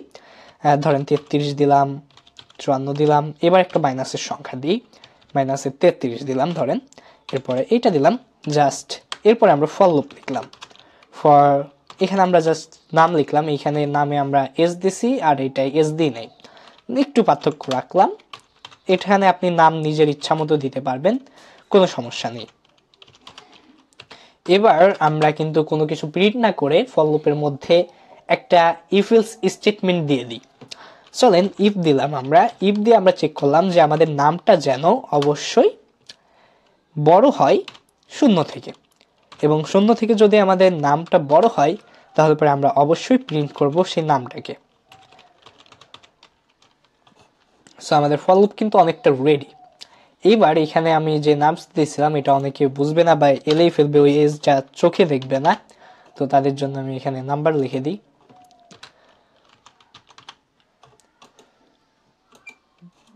ব্যাস, এরপরে আমরা জাস্ট কি করব, প্রোগ্রামটাকে রান করে। প্রোগ্রামটাকে রান করালে আমরা দেখব যে আমাদের মাইনাসের 33 বাদে সব কিছুই প্রিন্ট হয়েছে। এর কারণ কি? এর কারণ হচ্ছে আমাদের এখানে আমরা কন্ডিশন দিচ্ছি ফর লুপের মধ্যে যে আমাদের এই যে লুপ ভ্যারিয়েবল নাম, এর ভ্যালু যেই সময় 0 থেকে বড় হবে তখন প্রিন্ট করবে, তার আগে করবে না। তো এখানে 33কে চেক করছে যে 33 0 থেকে বড়, 54কে চেক করছে সেটাও 0 থেকে এর থেকে বড়, 0 থেকে বড়, আবার -33 তখন দেখে 0 থেকে সেটা বড় না, ছোট, কারণ মাইনাসের মান অবশ্যই ছোট। তো এইখানে আমরা অন্য একটা কাজ চাচ্ছি, ধরেন যে আমাদের লুপটা হঠাৎ করে থেমে যাক, একটা গাড়ি যেরকম চলতে চলতে চলতে থেমে যায়, ঠিক সেরকম আমরা আমাদের লুপটাকেও থামিয়ে দিতে চাইছি। অনেক সময় আমাদের প্রয়োজন পড়বে, যাতে আমরা নির্দিষ্ট সমস্যা, মানে অনেক সময় দেখা যায় না, আমরা বিভিন্ন ধরনের ওয়েবসাইট ইউজ করি বা প্রোগ্রাম ইউজ করি যেগুলো কোনো সমস্যা পেলে পরে থেমে যায়। তো সেই ক্ষেত্রে আমরা এইখানে একটা বিশেষ ধরনের কিওয়ার্ড ইউজ করে আমাদের লুপটাকেও সেই কারণে থামিয়ে দিতে পারি। আর ঠিক আমাদের সেই কিওয়ার্ডটা মনে রাখা যায় আমাদের জন্য খুব একটা বেশি কষ্ট হবে তাও নাই, কারণ গাড়ি থামানোর জন্য কি লাগে বলেন তো? গাড়ি থামানোর জন্য আমাদের লাগে ব্রেক। আর আমাদের এই যে কোনো লুপ, সেটা ফর লুপ হোক হোয়াইল লুপ হোক, সেটা থামাতেও আমাদের ব্রেক কিওয়ার্ডের প্রয়োজন। তো আমরা যদি এখানে লিখে দিই যে আমাদের নাম যদি 0 থেকে যে সময় ছোট হবে সেই সময় আমরা ব্রেক মেরে দেব, মানে আমাদের লুপটা থামাই দেব। সো আমরা ব্রেক দিলাম, ওকে।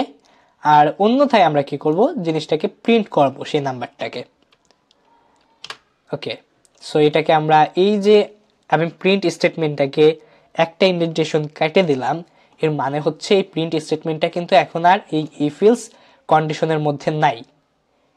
যখনই আমি এখানে একটা বাড়তি ইন্ডেন্টেশন দিব তখন সেটা চলে আসবে আপনার ইফ এলস কন্ডিশনের মধ্যে।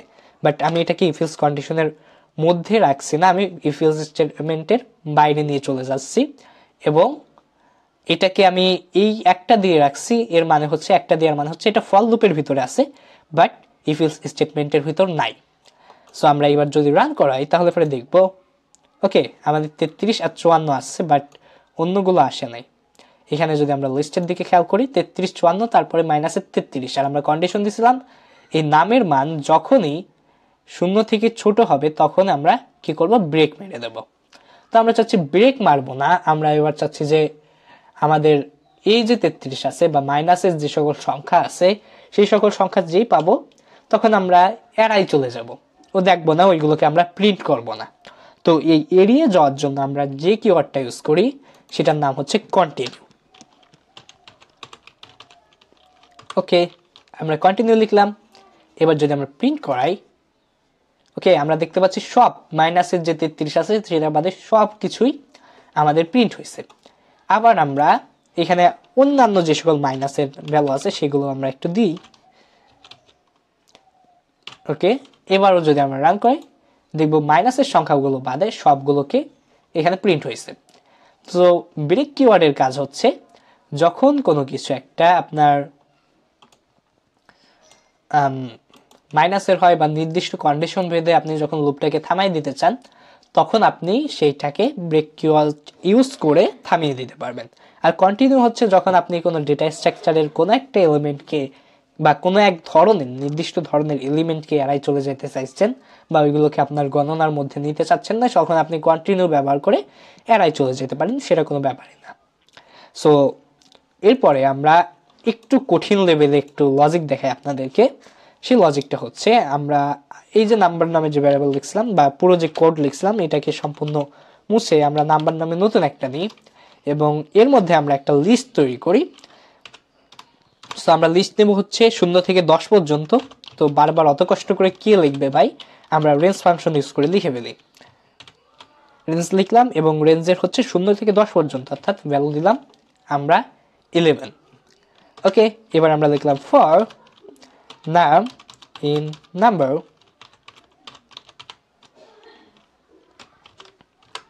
এবার আমরা একটা কন্ডিশন দেব, যে কন্ডিশন দ্বারা আমরা চেক করব যে আমাদের যে নাম্বারটা আছে সেটা জোড় কিনা। যে জোড় সংখ্যাগুলো থাকবে সেই জোড় সংখ্যাগুলোকে আমরা বাদ দিয়ে দেব, সেগুলোকে আমরা প্রিন্ট করব না। যে বেজোড় সংখ্যাগুলো থাকবে 0 থেকে 10-এর মধ্যে সেগুলোকে আমরা প্রিন্ট করব। তো এর জন্য আমরা যে কন্ডিশনটা ইউজ করব সেটা আমি কমেন্টের মধ্যে লিখি আগে একটু। কমেন্ট হচ্ছে আমরা কিভাবে চিনব যে সেটা হচ্ছে একটা জোড় সংখ্যা।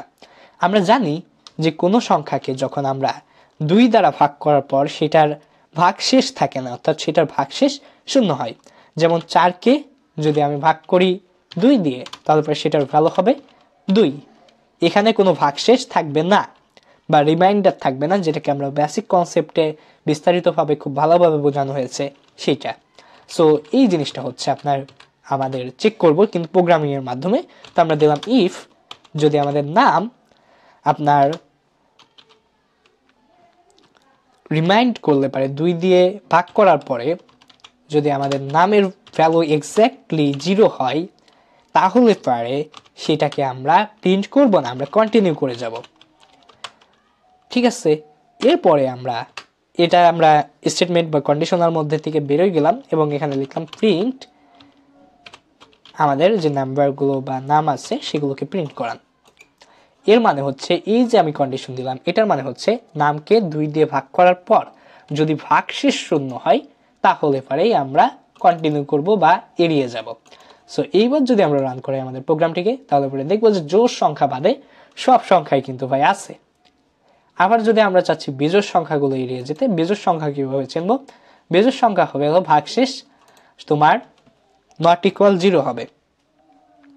নট ইকুয়াল কিভাবে লিখবো আমরা বেসিক কনসেপ্টে শিখছিলাম। সো এইভাবে আমরা একটা বিস্ময়সূচক চিহ্ন দেবো, তারপর দিলাম। সো এইবার যদি আমরা রান করি তাহলে পরে দেখবো যে আমাদের কোনো প্রকার বেজোড় সংখ্যা নেই। তো এইভাবে আমরা প্রত্যেকটা জিনিসকে রান করাতে পারি। আবার আমরা চাচ্ছি যে যখন আমরা প্রথম এই সংখ্যাগুলোর মধ্যে প্রথম যে বেজোড় সংখ্যাটা পাবো সেখানে আমরা ব্রেক মেরে যাব। তো এইখানে শুধুমাত্র 0 প্রিন্ট হবে, কারণ আমাদের প্রথম সংখ্যা একই হচ্ছে বেজোড় সংখ্যা। ওকে, আমরা শুধু 0 পেলাম। তো এইভাবে আমরা ফর লুপের মধ্যে ব্রেক, কন্টিনিউ এগুলো ব্যবহার করতে পারবো, কোনো প্রকার ঝামেলা হবে না। তো চলুন এবার আমরা সুইচ করে চলে যাই আমাদের হোয়াইল লুপে। হোয়াইল লুপ শেখাও আমরা একটা গল্প দিয়ে শুরু করি। ধরি আপনি একদিন সকাল 10টায় একটা 1 ঘন্টার রিমাইন্ডার সেট করে ইউটিউবে ঢুকেছেন যে আপনি একটার পর একটা ভিডিও দেখবেন সকাল 10টা থেকে সকাল 11টা পর্যন্ত। এখানেও আপনি লুপের মধ্যে রয়েছেন, কারণ আপনি সকাল 10টা থেকে 11টা পর্যন্ত একটার পর একটা ভিডিও দেখবেন। কিন্তু এই লুপটার একটা বিশেষ বৈশিষ্ট্য আছে। সেই বিশেষ বৈশিষ্ট্যটা হলো আপনার লুপটি একটা সত্যের ভিত্তিতে চলছে, যে আপনি সকাল 10টা থেকে 11টা অর্থাৎ মাত্র 1 ঘন্টা ভিডিও দেখবেন। এর জন্য এটাকে বলা হচ্ছে হোয়াইল লুপ।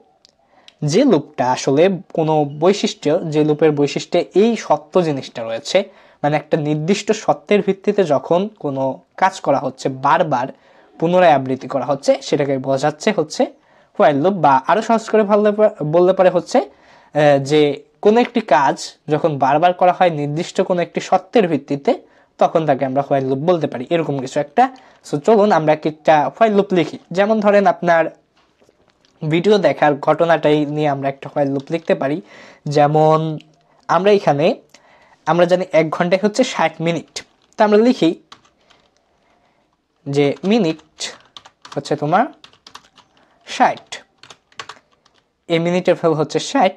এবার আমরা কি করলাম, হোয়াইল লুপ লিখব।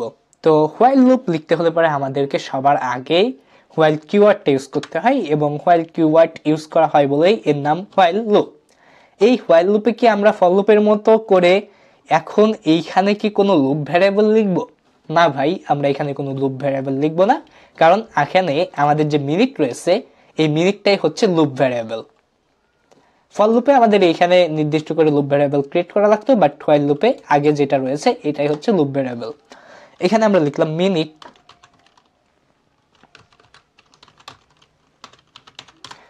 এখানে যদি আমরা লিখলাম যে মিনিট যতক্ষণ বড় থাকতেছে কিংবা যতক্ষণ বড় থাকতেছে বা সমান থাকতেছে 1-এর,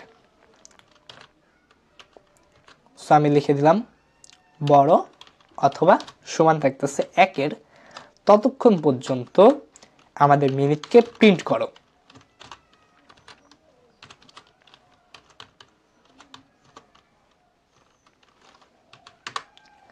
এবং এইবারে যদি এইভাবে যদি আমি প্রোগ্রামটাকে রেখে দিই, তাহলে পরে কি ঘটনা ঘটবে জানেন? ঘটনাটা ঘটবে হলো আমাদের লুপটা আজীবন চলতে থাকবে, কারণ এখানে আমরা মিনিটের মান করে দিচ্ছি 60, এবং মিনিট আজীবনেও আমাদের এই 1-এর সমান কিংবা 1-এর থেকে ছোট হতে পারবে না। তাহলে আমাদের লুপটা থামবে কিভাবে? এই লুপটা থামানোর জন্য আমরা এই মিনিটের মানটাকে আপডেট করব। আপডেট মানে আমরা এই মিনিটের মানটাকে আস্তে আস্তে কমায় আনবো, লুপ বারবার চলবে, সো আমরা বারবার এক এক ধাপ করে 1-1 মিনিট করে কমাবো, কিংবা আমরা চাচ্ছি যে 5 মিনিট কিংবা এরকম যে 1 মিনিট করে প্রথমে আমরা কমাই। সো এর জন্য আমরা লিখলাম মিনিট, এবং এখানে মিনিট বানান হয়তো বা ভুল আছে। এবার আমরা এই মিনিটের মানটাকে আপডেট করে দিই, এখানে দিলাম -1। এবার যদি আমরা প্রোগ্রামটাকে রান করাই, আমরা দেখতে পাচ্ছি এইখানে দেখেন একেবারে 60 থেকে উপরে শুরু করে 59 থেকে নাকি 60 থেকে শুরু করে একেবারে 1 পর্যন্ত আমাদের প্রিন্ট হয়েছে। আমরা যদি সংখ্যাটাকে একটু ছোট করে দিই, ধরেন মিনিটের মান করে দিলাম হচ্ছে 6, এবং এখানে আমরা লিখলাম মিনিট যতক্ষণ ছোট থাকতেছে 5-এর থেকে, এরকম কিছু একটা লিখলাম, বা মিনিট আমরা করে দিলাম 0, এবং বললাম যে এই মিনিট যতক্ষণ 5-এর থেকে ছোট থাকতেছে ততক্ষণ মিনিটকে প্রিন্ট করেন। সো এইখানে আমরা মিনিটের মান 1-1 করে প্লাস করে আপডেট করে দিই। ওকে, এখানে আমরা দেখতেছি 1 থেকে 5 পর্যন্ত সবগুলো টেক্সট আমরা পেয়ে গেছি। সো এই লুপটা কিভাবে কাজ করে একটু বলি। এখানে এই যে মিনিট, যার ভ্যালু হচ্ছে 0, এখানে আমরা হোয়াইলের শর্ত দিছি যে মিনিটের ভ্যালু যতক্ষণ 5-এর সমান থাকবে কিংবা 5 থেকে ছোট থাকবে ততক্ষণ আমরা মিনিটকে প্রিন্ট করব। তো প্রথম পর্যায়ে যখন এইটার মধ্যে 0 আসলো, মিনিটের ভ্যালু যেহেতু 0, তখন দেখলো যে 5-এর থেকে ছোট, বা বেশ ভালো কথা, মিনিটকে তারা এই যে প্রিন্ট করলো 0। তারপরে মিনিটের সাথে যোগ হয়ে গেল 1 যোগ হলে পারে এইখানে আপনার পরবর্তীতে যে সময় এই লাইনটা চেক করলো, তখন দেখা বললো যে আমাদের 5 থেকে ছোটই আছে। সো এখানে আমরা আবার 1কে প্রিন্ট করলাম, তারপরে আবার এখানে হলো 1 যোগ 1 অর্থাৎ 2 হলে পারে আবার চেক হলো 2 ও 5 থেকে ছোট, তাই 2 এখানে প্রিন্ট হয়ে গেল। আবার 2 যোগ এই যে 3 নম্বর লাইনে 2 যোগ 3, তার মানে 3 ও 5 থেকে ছোট, 3 এখানে প্রিন্ট হয়ে গেল। এইভাবে আস্তে আস্তে চলতে থাকলো আমাদের এই হোয়াইল লুপটা। এবং যখন সত্য পূরণ হয়ে গেল, এই 5 আসলো, যখন 5-5-এর সমান, ঠিক আছে আমাদের সত্য মিলছে, 5কে প্রিন্ট করেছে তারা, বাট 5-এর সাথে যখন 1 যোগ করলো তখন হয়ে গেল 6। তাহলে আমাদের হোয়াইল লুপের এই শর্ত তার মিললো না, 5-এর সমান থাকলো না, 5 থেকে ছোট থাকলো না, 5 থেকে বড় হয়ে গেল, তখন আমাদের এই লুপটা বাতিল হয়ে গেল। এখন আমি আরো কিছু হোয়াইল লুপ লিখে আপনাদেরকে দেখাই। ধরেন এমন একটা হোয়াইল লুপ লিখবো যেটার মাধ্যমে 1 থেকে 10 পর্যন্ত যত সংখ্যা আছে সবগুলোকে যোগ করে ফেলবো। তো এর জন্য আমি i নামে একটা ভ্যারিয়েবল নিলাম, যেটার ভ্যালু দিলাম 1, কারণ 1 থেকে 10 পর্যন্ত আমি যোগ করব এর জন্য। এরপরে আমি একটা সাম নামে একটা ভ্যারিয়েবল লিখলাম, যেটার মধ্যে যোগফলটাকে আমি সেভ করে রাখবো। তো সাম আপাতত আমাদের 0ই থাক। এরপর আমরা হোয়াইল লুপ লেখা শুরু করলাম, যে আই যতক্ষণ ছোট থাকতেছে বা সমান থাকতেছে 10-এর, ততক্ষণ পর্যন্ত সামের মধ্যে আমরা আইকে যোগ করে ফেলবো, বা সামের ভ্যালুর সাথে আয়ের ভ্যালু যোগ করতে তালেই থাকবো। ওকে, এবং যেহেতু আমাদের আয়ের মানকে আপডেট করতে হবে, আপডেট না করলে পরে অবশ্যই আমাদের এটা কখনোই আজীবনেও 10-এর সমান হবে না। সো আয়ের ভ্যালুটাকেও আমরা আপডেট করে ফেলবো, যে আয়ের সাথে ক্রমাগত প্রত্যেক ধাপে প্রত্যেকবার লুপ ছড়ার সময় 1 করে যোগ দাও। এবার তাহলে হয়ে গেল। এবার আমরা প্রিন্টে সামেশনকে বা সামকে নেব। এর জন্য আমরা হোয়াইল লুপের বাইরে গেলাম, বাইরে গিয়ে আমরা প্রিন্টকে কল করলাম যে সামকে দেখাও। তো এবার যদি আমরা রান করি, ওকে, 1 থেকে 10 পর্যন্ত যতগুলো সংখ্যা রয়েছে সেগুলো যোগ করলে পরে আমরা পাবো 55। সো এইভাবে আমরা যোগ করতে পারি। আবার আমরা প্রত্যেক ধাপের ভ্যালু যখন পেতে চাইতে পারি অনেক সময়, যে প্রত্যেক ধাপে আসলে কি হচ্ছে সেটা আমাদেরকে জানতে হবে, এরকম কিছু কিছু সময় আমাদের কাজে লাগবে। তখন আমরা কি করব, জাস্ট এই যে প্রিন্ট ছিল এটাকে আমরা একটা ইন্ডেন্টেশন ইউজ করে এটাকে হোয়াইল লুপের মধ্যে নিয়ে চলে আসব। তাহলে প্রত্যেক ধাপে কি ফলাফল আছে সেটা আমরা দেখতে পাবো। হ্যাঁ, এখানে এই যে প্রত্যেক ধাপে প্রথমে 1, 3 এরকম প্রত্যেক ধাপে, মানে এক একটা যখন এর ভ্যালু যখন এক এক করে আপডেট হচ্ছিল তখন সামেশনের ভ্যালু কি হচ্ছে সেটা আমরা দেখতে পাচ্ছি। এইভাবে আমরা এটা করতে পারি। আবার কখনো আমরা চাইতে পারি যে 1 থেকে 10 পর্যন্ত যত জোড় সংখ্যা আছে সবগুলোর আমরা যোগফল চাই। তখন আমরা কি করতে পারি, তখন আমাদের জন্য একটা ইজি টার্মস হচ্ছে ইফ ইলস কন্ডিশনাল। সো বা আমরা যেটাকে বলি ইফ ইলস স্টেটমেন্ট বা কন্ডিশনাল, সেটা। সেখানে আমি কন্ডিশন দিলাম যে আইকে যদি আমি ভাগ করি, এই ভাগ করার যে কন্ডিশনটা আমি লিখতেছি এটা আসলে ভাগ না, এটা আসলে রিমাইন্ডার। আইকে 2 দ্বারা ভাগ, মানে এইটুকুর মানে হচ্ছে, আমি আগে লিখে নিই তারপর লিখি, এই যে এইটুকুর মানে হচ্ছে আইকে 2 দ্বারা ভাগ করার পর ভাগশেষ যদি 0 হয় তাহলে। আর আমরা জানি যে ভাগশেষ শুধুমাত্র জোড় সংখ্যার ক্ষেত্রেই 0 হবে, 2 দ্বারা ভাগ করার পর বিজোড়ের ক্ষেত্রে হবে না। তাহলে পরে আমরা সামের সাথে আইকে যোগ করব। এর একটা সংক্ষিপ্ত রূপ আছে, আমরা এই যে এইভাবে সাধারণত যোগ করছি, বাট এটাকে আমরা খুব সংক্ষেপেই এই একই কাজটা করতে পারি। সেটা কিভাবে একটু দেখাই দিই আপনাদেরকে। জাস্ট এগুলো আমরা কেটে দিই, কেটে দিয়ে আমরা প্লাসের পর একটা ইকুয়াল সাইন দিয়ে দিলাম, ব্যাস। আগে যে যা লিখছিলাম সেটাও তা, আবার এটাও তাই। এ মানে আমি এটা আবার পাশে কমেন্ট লিখে দিই, ইনলাইন কমেন্ট, যে এই যে আমাদের সাম ইকুয়াল সাম প্লাস আই, এই জিনিসটাও যা আমাদের এইখানে সংক্ষেপে যেটা লিখছি এটাও তাই। এরপরে আমরা কি করব, আমাদের কন্ডিশনাল স্টেটমেন্টসের বাইরে চলে যাব। বাইরে গিয়ে আমরা আমাদের যে আপনার কি বলে সেটা, আমাদের যে আই ছিল সেই আয়ের মানটা আপডেট করব, একই নিয়মে সংক্ষেপে আপডেট করি। ওকে, এবার আমরা প্রিন্ট হিসেবে সামকে চাবো। এবার আমরা রান করাই।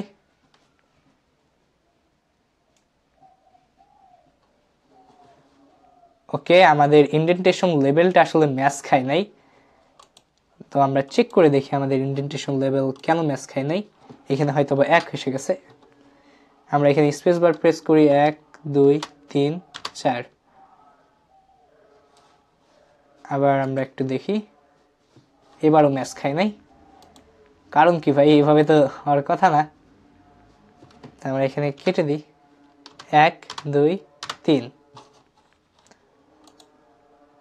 ওকে, আমাদের এবার আমরা সংখ্যা পেয়ে গেছি, সেটা হচ্ছে আমাদের 30।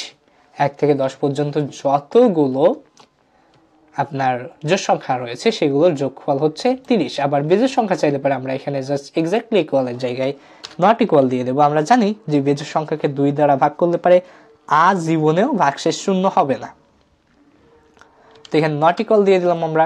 নট ইকুয়াল দেওয়ার পর যদি আমি প্রোগ্রামটিকে রান করাই, ওকে, আমরা 25 পেয়ে গেলাম, যে 1 থেকে 10 পর্যন্ত যতগুলো বেজোড় সংখ্যা আছে তার যোগফল হচ্ছে 25। এবার আপনাদের কি এই জিনিসটার কথা মনে আছে আমরা ফর লুপে ব্রেক এবং কন্টিনিউ ব্যবহার করেছিলাম? হ্যাঁ, সেই একই জিনিসটা আমরা আমাদের হোয়াইল লুপের সাথেও করতে পারি। তো চলুন করে দেখা যাক।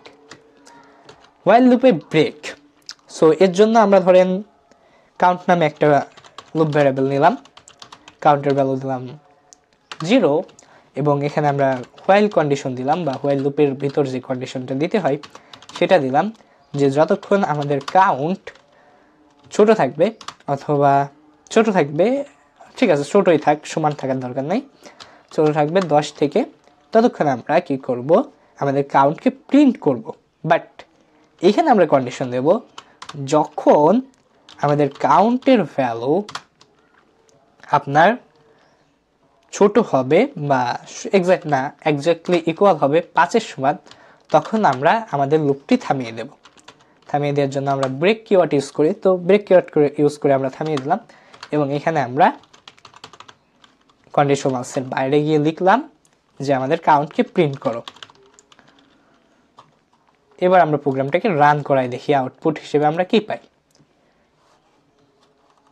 ওকে, সব 0 0 0, এটা একটা ইনফিনিটি লুপ হয়ে গেছে, কারণ আমরা একটা জিনিস ভুল করে ফেলছি। সেই ভুল করা জিনিসটা কি আপনাদেরকে বলে দেবো নাকি আপনারা একটু কমেন্টে যে বলবেন? আচ্ছা, আশা করি আপনারা এখনই কমেন্টে উত্তরটা জানাই দিয়েছেন যে আমি কোথায় ভুল করছি। এখন আমরা প্রবলেমটাকে সলভ করি।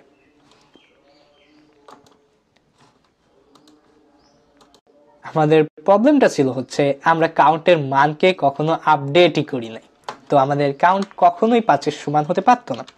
সো আমরা কাউন্টের মানটাকে আপডেট করে দিই। এবার যদি আমরা রান করি, ওকে, এই যে আমাদের 5 পর্যন্ত গিয়ে থেমে গেছে, যে 5-এর মান যখনই 5-এর সমান সমান হয়েছে মান, তখনই আমাদের লুপটা থেমে গেছে, আর সে আগায়নি। তো একইভাবে আমরা চাচ্ছি যে কন্টিনিউ করে দিতে, যে আমাদের যখন 5 হবে তখন 5কে সে এড়াই চলে যাবে। তো এখানে সে কন্টিনিউ করলো। বানান ভুল করি কেন রে ভাই। তো কন্টিনিউ করলাম, এখানে দেখতেছি আমরা 5 বাদে সব কিছুই লেখা উঠছে নাকি, 5কে এড়িয়ে যাওয়ার কথা। এখানে কন্টিনিউ মানে 5-এর সমান সমান হবে, সরি আমরা একটু অন্যরকম, এখানে আমরা আরেকটা কন্ডিশন দিতে পারতাম। সেই কন্ডিশনটা এমনও হতে পারত যে আমাদের কন্ডিশনটা এমন দেওয়া উচিত ছিল যে যখন আমাদের কাউন্ট বড় হবে 4 থেকে, এবং মানে 5কে যদি আমরা অ্যাভয়েড করতে চাই, এবং আমাদের কাউন্ট ছোট হবে 6 থেকে, তাহলে পরে আমরা এড়িয়ে যাব।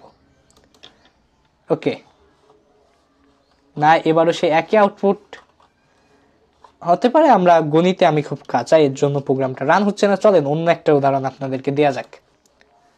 তো এই অপারেশনটা আমি রান করতে পারলাম না, আমার দুর্বলতা, বুঝলাম না এতদিন 3-4 বছর ধরে কি করলাম যে এই সামান্য জিনিসটা বুঝতে পারলাম না। আপনারা যদি কেউ পেরে থাকেন অবশ্যই কমেন্ট বক্সে জানান, ইমেল করেও আমাকে এই সমস্যার সমাধান করতে পারেন যে এই কন্ডিশনসের আমি কিভাবে 5কে অ্যাভয়েড করে যাব। সো আপনাদেরকে কন্টিনিউ বোঝানোর জন্য আমি আরেকটা উদাহরণ ইউজ করতেছি এখানে। উদাহরণটা হচ্ছে আমরা বাদ দেব যে যতগুলো 0 থেকে 10-এর মধ্যে যতগুলো আপনার জোড় সংখ্যা থাকবে তাদেরকে বাদ দেব। তো এখানে আমরা প্রথমে কাউন্টকে আপডেট করব। কাউন্ট কেন আপডেট করব সেটা আমি এখন বলবো না, একটু পরে বলছি। যদিও অন্য সব জায়গায় কাউন্টকে আমি পরে আপডেট করেছি, কিন্তু এখানে আমি কন্ডিশনালস লেখার আগে কাউন্টকে আপডেট করে নিলাম, এর কারণটা পরে বলছি। তো এখানে বললাম যে ইফ কাউন্টকে যদি আমরা ভাগ করি 2 দিয়ে এবং তার ভাগশেষ যদি এক্স্যাক্টলি ইকুয়াল হয়, তাহলে আমরা কি করব, অ্যাভয়েড করব। আর অ্যাভয়েড করার জন্য আমরা যে কিওয়ার্ডটি ইউজ করি তার নাম হচ্ছে কন্টিনিউ। কন্টিনিউ লিখলাম, এবার জাস্ট আমরা প্রিন্ট দিলাম। ওকে, প্রিন্ট আমাদের কাউন্টকে প্রিন্ট করা। ওকে, এবার দেখবো যে আমরা জোড় সংখ্যা বাদে সব কিছু প্রিন্ট হয়ে গেছে।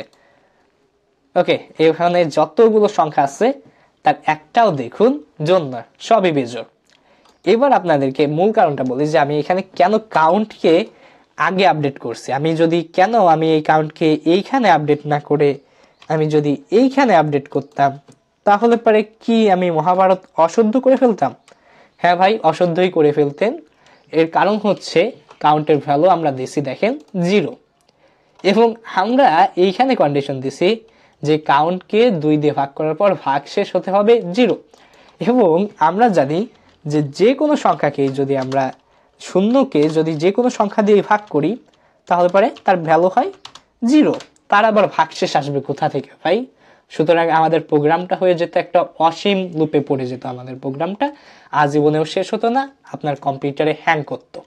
সো কোডিং করার সময় এই সকল জিনিসে আপনাদেরকে একটু সতর্ক থাকতে হয়, নাহলে পরে আপনি এই যে আমি এখন যেভাবে কোডটা লিখে রাখছি রান করাই দেখেন, আমি বাজি করে বলতেছি আপনার সিস্টেম এটে যাবে এটে যাবে এটে যাবে। যদি আপনার 40,000 টাকা কিংবা এর মধ্যে আপনি সিস্টেম কোড বানাই থাকেন তাহলে পরে অবশ্যই আপনার প্রোগ্রাম আটে যাবে এই ছোট্ট একটা কোডের কারণে।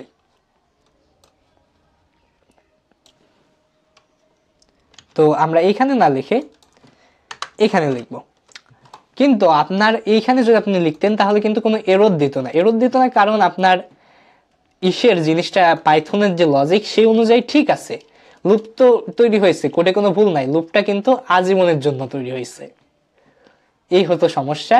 সো লুপটা যদি আজীবনের জন্য তৈরি না করতে চান তাহলে পরে আপনি এইখানে উপরে দিবেন, এটাকে মান আপডেট করবেন। সো কন্টিনিউ দিয়ে আমরা এবার যদি আমরা চাচ্ছি যে বেজোড় সংখ্যাগুলোকে এড়াই যাই, সো বেজোড় সংখ্যা এড়ানোর জন্য আমরা জানি এইখানে লিখতে হবে আমাদের এক্স্যাক্টলি ইকুয়ালের জায়গায় নট ইকুয়াল। এবার আমরা রান করি, ওকে, এখন দেখেন আমাদের সবগুলো নাই হয়ে গেছে। তো এখানে আসলে আমি মিসক্লিক করে চলে আসছি, এই যে সবগুলোই জোড় সংখ্যা, একটাও আমাদের বেজোড় সংখ্যা নেই। এছাড়াও আমাদের হোয়াইল লুপের বেশ কিছু ব্যবহার আছে, চলুন দেখা যাক এক এক করে। বেশ কিছু ব্যবহার বলতে আমরা আমাদের হোয়াইল লুপের সবচেয়ে ইন্টারেস্টিং যে বিষয়টা আছে সেইটাকেই আমরা মিস করে যাচ্ছি, সেটা হচ্ছে ইনফিনাইট লুপ বা অসীম লুপ, যে আজীবন করতে থাকবেন। যদিও একটু আগে আপনাকে অসীম লুপের একটা কথা বলছিলাম আমরা আগের প্রোগ্রামে, কিন্তু সেটা ভুল করা প্রোগ্রামের অসীম লুপ, যেটা আপনাকে ভোগান্তি দেবে। কিন্তু আপনি যখন ইচ্ছা করে কোনো অসীম লুপ তৈরি করবেন সেটা আপনাকে ভোগাবে না। সো আমরা এখানে একটা অসীম লুপ লিখি। অসীম লুপ লেখার জন্য লুপ না লুপ উচ্চারণে বারবার বল যাচ্ছে। হোয়াইল লিখলেন, হোয়াইল লেখার পর আপনি এখানে ভ্যালু দেবেন একটা বুলিয়ান ভ্যালু, সেটা হচ্ছে ট্রু। ব্যাস, এর নিচে আপনি যা বলবেন সেটা অনন্তকালের জন্য হতে থাকবে। বিশ্বাস না করলে করার নাই। সো এখানে আপনি লিখলেন হোয়াইল ট্রু, ধরেন এখানে আমি লিখলাম প্রিন্ট অনন্তকালের জন্য লেখা হোক, কি লেখা হোক, যেমন ধরেন আই লাভ অমুক তমুক, এরকম কিছু একটা। তো এবার যদি আমরা প্রোগ্রামটিকে রান করুন, আজীবনের জন্য এইভাবে আই লাভ অমুক টুমুক অমুক টুমুক এরকম লেখা উঠতেই তালে থাকবে, আজীবনেও শেষ হবে না। তো এবার দেখি যে আমাদের প্রোগ্রামটা অবশ্যই একটু সমস্যা দিচ্ছে আমার সিস্টেমে, আমার সিস্টেমটা সম্পূর্ণই দুর্বল। তো ওয়েট করি। তো এইভাবে আপনি যদি অসীম জীবনের জন্য যে কোনো টাস্ক করতে চান তাহলে পরে আপনি হোয়াইল ট্রু নিচে করে দেবেন, সেটা হবে ইনফিনাইট লুপ। এবার আপনাদেরকে একটু তত্ত্বীয় বিষয়ে যাই যে আপনি ফর লুপ এবং হোয়াইল লুপ কখন কোনটি ব্যবহার করবেন। আর এই যে নোট যেটা দেখে দেখে আমি এখন আপনাদেরকে শেখাচ্ছি, এই নোটটা আমারই তৈরি করা, এবং এই নোটটা আমি আপনাদেরকে দিয়েও দিচ্ছি। আপনি ফার্স্ট কমেন্টে চলে যান, সেখানে লিঙ্ক দেওয়া আছে, নোটটি ডাউনলোড করে নিতে পারবেন, কিংবা এই যে ওয়েব এটা লিঙ্ক দেওয়া থাকবে। তো এখানে বলতেছি আমি যে আমরা কখন হোয়াইল লুপ আর ফর লুপ ব্যবহার করতে পারি। এবার আসা যাক যে আমরা কখন ফর লুপ ব্যবহার করব। যখন আপনি লুপটি একটা নির্দিষ্ট সিকোয়েন্সে চালাবেন, যে কতবার চলবে এই জিনিসটা আপনি জানেন, তখন আপনি ফর লুপ চালাবেন। মানে যখন আপনি একটা ধরেন এই যে প্রোগ্রাম, এইখানে দেখেন 1 থেকে 10 পর্যন্ত সংখ্যাগুলোর যোগফল বের করছি আমরা ফর লুপ ইউজ করে। তো এখানে দেখেন সামের মান দিয়েছিলাম 0 ফর, এখানে আই হচ্ছে loop variable, I in range, এখানে 1 থেকে 11 অর্থাৎ 1 থেকে 10 পর্যন্ত। এখানে সাম হচ্ছে একে করে ওই যেভাবে আমরা হোয়াইল লুপে কাজ করছিলাম ঠিক সেইভাবে আমরা প্রিন্ট সাম, আউটপুট আসবে 55, ঠিক আছে। কিন্তু এখানে আমি জানতেছি যে আমাদের লুপটা কতবারে চলবে। লুপটা চলবে হচ্ছে যতক্ষণ পর্যন্ত আমাদের রেঞ্জ ফাংশনটা চলবে ততক্ষণ। আর আমরা কখন আমাদের হোয়াইল লুপ ইউজ করব। হোয়াইল লুপ ইউজ করার বিষয়টা হচ্ছে একটা নির্দিষ্ট সত্য সাপেক্ষে। আপনি কতবার চলবে কিংবা কত কি চলবে সেটা আপনি বলতে পারবেন না, কারণ হোয়াইল লুপ চলে একটা নির্দিষ্ট সত্য সাপেক্ষে। ওই সত্য পূরণ হলে পারে চলবে, আর ওই সত্য পূরণ না হলে পারে সেই হোয়াইল লুপটা আজীবন চলতেই তাহলে থাকবে, আজীবনেও তাকে ঠেকাতে পারবেন না আপনি। আর ফর লুপ হচ্ছে আপনার যখন লিস্ট বা ট্যাপল কিংবা আপনার ডেটা স্ট্রাকচারের বা ডেটাবেসের ডাটা যখন ফুরাই যাবে তখন ফর লুপও ফুরাই যাবে, এই হচ্ছে কথা। আর হোয়াইল লুপে যতক্ষণ না সত্য পূরণ হবে ততক্ষণ পর্যন্ত আপনার হোয়াইল লুপ চলতে থাকবে। তার মানে হচ্ছে যখন আপনি জানতেছেন যে একটা ডেটাবেস নিয়ে কাজ করবেন কিংবা অমক তমক সংখ্যা এই কয়বার আমার লুপটা চালাইতে হবে, সেই ক্ষেত্রে আপনি ফর লুপ ইউজ করবেন। আর যখন আপনি জানেন না যে ফর লুপটা আমি কতবার চালাইতে হবে আমি বুঝতেছি না, তখন আপনি একটা কন্ডিশন সেট করে দিয়ে সেটা হোয়াইল লুপ বানাই ফেলবেন, ব্যাস, তাহলে পরে আপনার লুপের কাজসাজি শেষ। আর পাইথন মূলত এই দুই ধরনের লুপই আছে, আর কোনো লুপ নাই। তো চলুন আমরা এরপরে ফাংশন শিখে ফেলি। এই তো চলেন এবার আমরা ফাংশন শিখে ফেলি। ফাংশন জিনিসটা কি? ফাংশন হচ্ছে একটি কোডের মধ্যে থাকা একটি নির্দিষ্ট অংশ যা একটি নির্দিষ্ট কাজ সম্পাদনের জন্য লেখা হয় বা তৈরি করা হয়। একটি ফাংশন আপনি একবার লিখলে বা একবার তৈরি করলে পারে সেটি দিয়ে আপনি বারবার সেই একই কাজটা করতে পারবেন, কোনো সমস্যা হবে না। মানে দ্বিতীয়বার আপনাকে আর ওই কাজের জন্য কোনো কোড লিখতে হবে না। যেমন ধরেন আপনাকে একটা রিয়েল লাইফ এক্সাম্পল দিই। আপনি যখন অনেক ছোটবেলায় স্কুলে ছিলেন, কিন্ডার গার্ডেনে ধরেন ভর্তি হয়েছেন, 2-1 দিন হয়েছে, তখন আপনার মায়ের মুখ থেকে আপনি নতুন এক ধরনের কথা শুনতেন। সেটা হলো, বাবা স্কুলে যাবে না, স্কুলে যাওয়ার জন্য প্রস্তুত হয়ে নাও। যেটাকে আমরা ইংরেজিতে বলতে পারি অনেকটা এইরকম হবে যে প্রিপেয়ার ফর স্কুল। সো এই প্রিপেয়ার ফর স্কুল হচ্ছে একটা ফাংশন। কেন এটাকে ফাংশন বলছি? এই প্রিপেয়ার ফর স্কুলের জন্য আপনার মা আপনাকে অনেকগুলো কাজ শিখিয়েছিলেন। তাড়াতাড়ি সকালে ঘুম থেকে ওঠা, তারপর দাঁত ব্রাশ করা, গোসল করা, সকালের খাবার একটু তাড়াতাড়ি খাওয়া, তারপর আপনার স্কুলের ইউনিফর্ম পরা, আপনার নিজের ব্যাগ নিজে গোছানো, এই সকল কিছু আপনার মা আপনাকে শিখিয়ে দিয়েছিল। কিন্তু কেন? ওই যে প্রিপেয়ার ফর স্কুল, স্কুলের প্রস্তুতির জন্য। সো এইখানে আমরা যদি মূল টাস্ক হিসেবে ধরি প্রিপেয়ার ফর স্কুল, আপনার মূল টাস্ক হচ্ছে স্কুলের জন্য প্রস্তুতি নেওয়া। কিন্তু এই স্কুলের জন্য প্রস্তুতি নেওয়ার জন্য আপনাকে অনেকগুলো সাবস্ট্রাক্ট করতে, উচ্চারণে আমার একটু বেঁধে যায়, যাই হোক, সাবস্ট্রাক্টস মানে আমি এই যে এই জিনিসটা সাবস্ট্রাক্টস পূরণ করতে হয়। সেই সাবস্ট্রাক্টস গুলো হতে পারে আপনার সকাল ঘুম থেকে ওঠা, দ্রুত খাবার খেয়ে নেয়, ইউনিফর্ম পরা, গোসল করা সকালে, এই জিনিসগুলো হচ্ছে আপনার সাবস্ট্রাক্টস। এই সাবস্ট্রাক্টস গুলো আপনাকে ওই মেইন টাস্ক মানে প্রিপেয়ার ফর স্কুল পূরণ করার জন্য করতে হয়েছে। তো আপনার মা কি করছে? শুরুতে 10-12 দিন ভালো মতোই আপনাকে হাতে ধরে দাঁত ব্রাশ করাই দিছে, বা কয়েক বছর আপনাকে হাতে দাঁত, স্কুলে ওঠার পরেও, কিন্ডারগার্টেনে যাওয়ার পরেও আমার মতো হয়ে থাকলে দাঁত ব্রাশ করাই দিছে, খাওয়াই দিছে, তারপর গোসল করানো, কাপড় চোপড় পরিয়ে দেয়, এগুলো হয়েছে।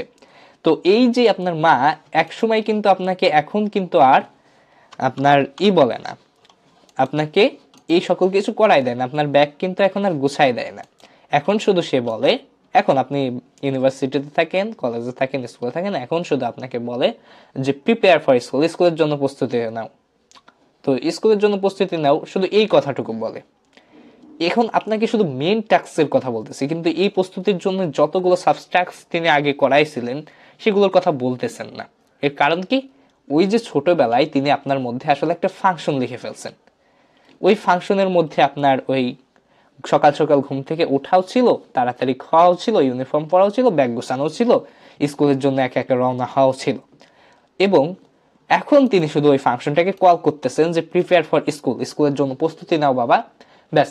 তিনি শুধু এইটুকু বলতেছেন আর কিছু বলতেছেন না, কারণ তিনি জানেন যে তিনি আগেই আপনার মধ্যে ওই সাবস্ট্রাক্টস গুলোকে ইনগ্রেইন্ড করে দিয়েছেন বা লিখে ফেলেছেন ফাংশনের মতো করে। তো আমরা একটা ফাংশন লিখলে পরে ব্যাপারটা আপনাদের কাছে আরো ক্লিয়ার হয়ে যাবে। তো আমরা একটা ফাংশন লিখি। পাইথনে ফাংশন লিখতে হলে পরে আমাদেরকে একটা কিওয়ার্ড ইউজ করতে হয়। সেই কিওয়ার্ডটার নাম হচ্ছে আপনার ডিইএফ। এই ডিইএফ কিওয়ার্ড এরপর আপনাকে ফাংশনটার নাম দিতে হবে। তো আমরা ফাংশনটার নাম দিলাম prepare for school, prepare for school. এরপর আমরা প্যারেনথেসিস দিয়ে দেব। ও দুঃখিত, আমি ভুল করে ফেলছি একটা, সেটা হচ্ছে এখানে একটা কমা দিতে পারতাম, যেটা আরো বেশি কোথায় যেন প্রেস লাগছে। যাই হোক, এরপরে আমরা জাস্ট কি করব, আমাদের একটা যে কাজগুলো আছে আমি আগে থেকে লিখে রাখছিলাম সেগুলো কপি থেকে পেস্ট করে দিলাম। কপি পেস্ট করার পর এখানে আপনাকে প্রথম কাজটা ছিল wake up, brush the teeth, take a shower, eat breakfast, এইসব ছিল আপনার সাব টাস্ক, কিন্তু মেইন টাস্ক হচ্ছে আপনার প্রিপেয়ার ফর স্কুল। তো এই পর্যন্ত ঠিকই আছে। ব্যাস, আপনার মা ধরেন এই যে ফাংশনটা ক্রিয়েট করছে এবং ফাংশনের মধ্যে কি কি সাবস্ট্রাক্ট করতে হবে এই প্রিপেয়ার ফর স্কুলে যাওয়ার জন্য, সেই সব আপনাকে ছোটবেলা থেকে শিখাইছে এই জিনিসগুলোকে। এই জিনিসগুলো শেখানোর পর তিনি এখন জাস্ট কি বলেন, ফাংশনটাকে কল করেন। তো আমরা এখানে কমেন্টে লিখে রাখি যে এখানে ফাংশনটাকে কল করা হচ্ছে। আমরা লিখলাম কল দ্য ফাংশন।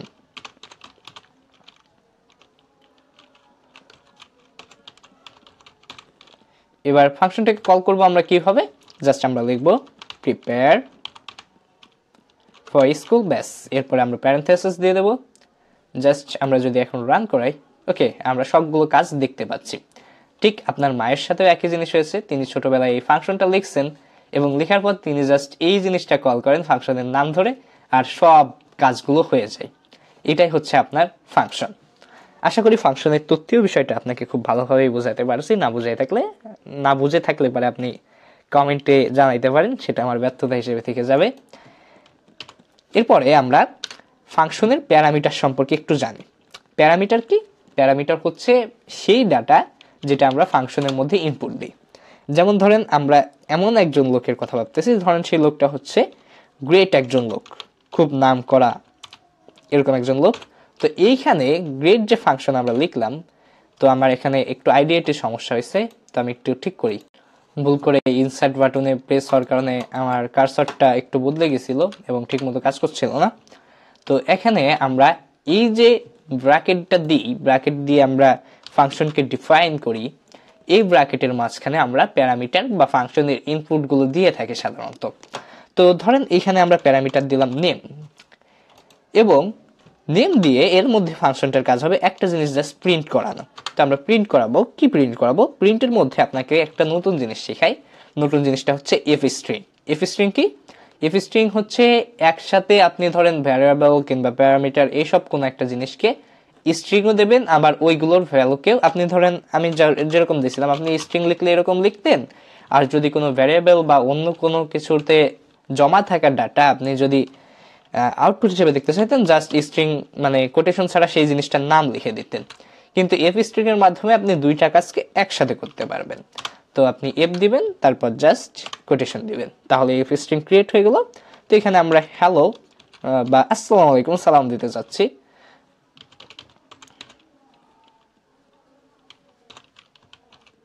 আলাইকুম, আচ্ছা আসসালামু আলাইকুম।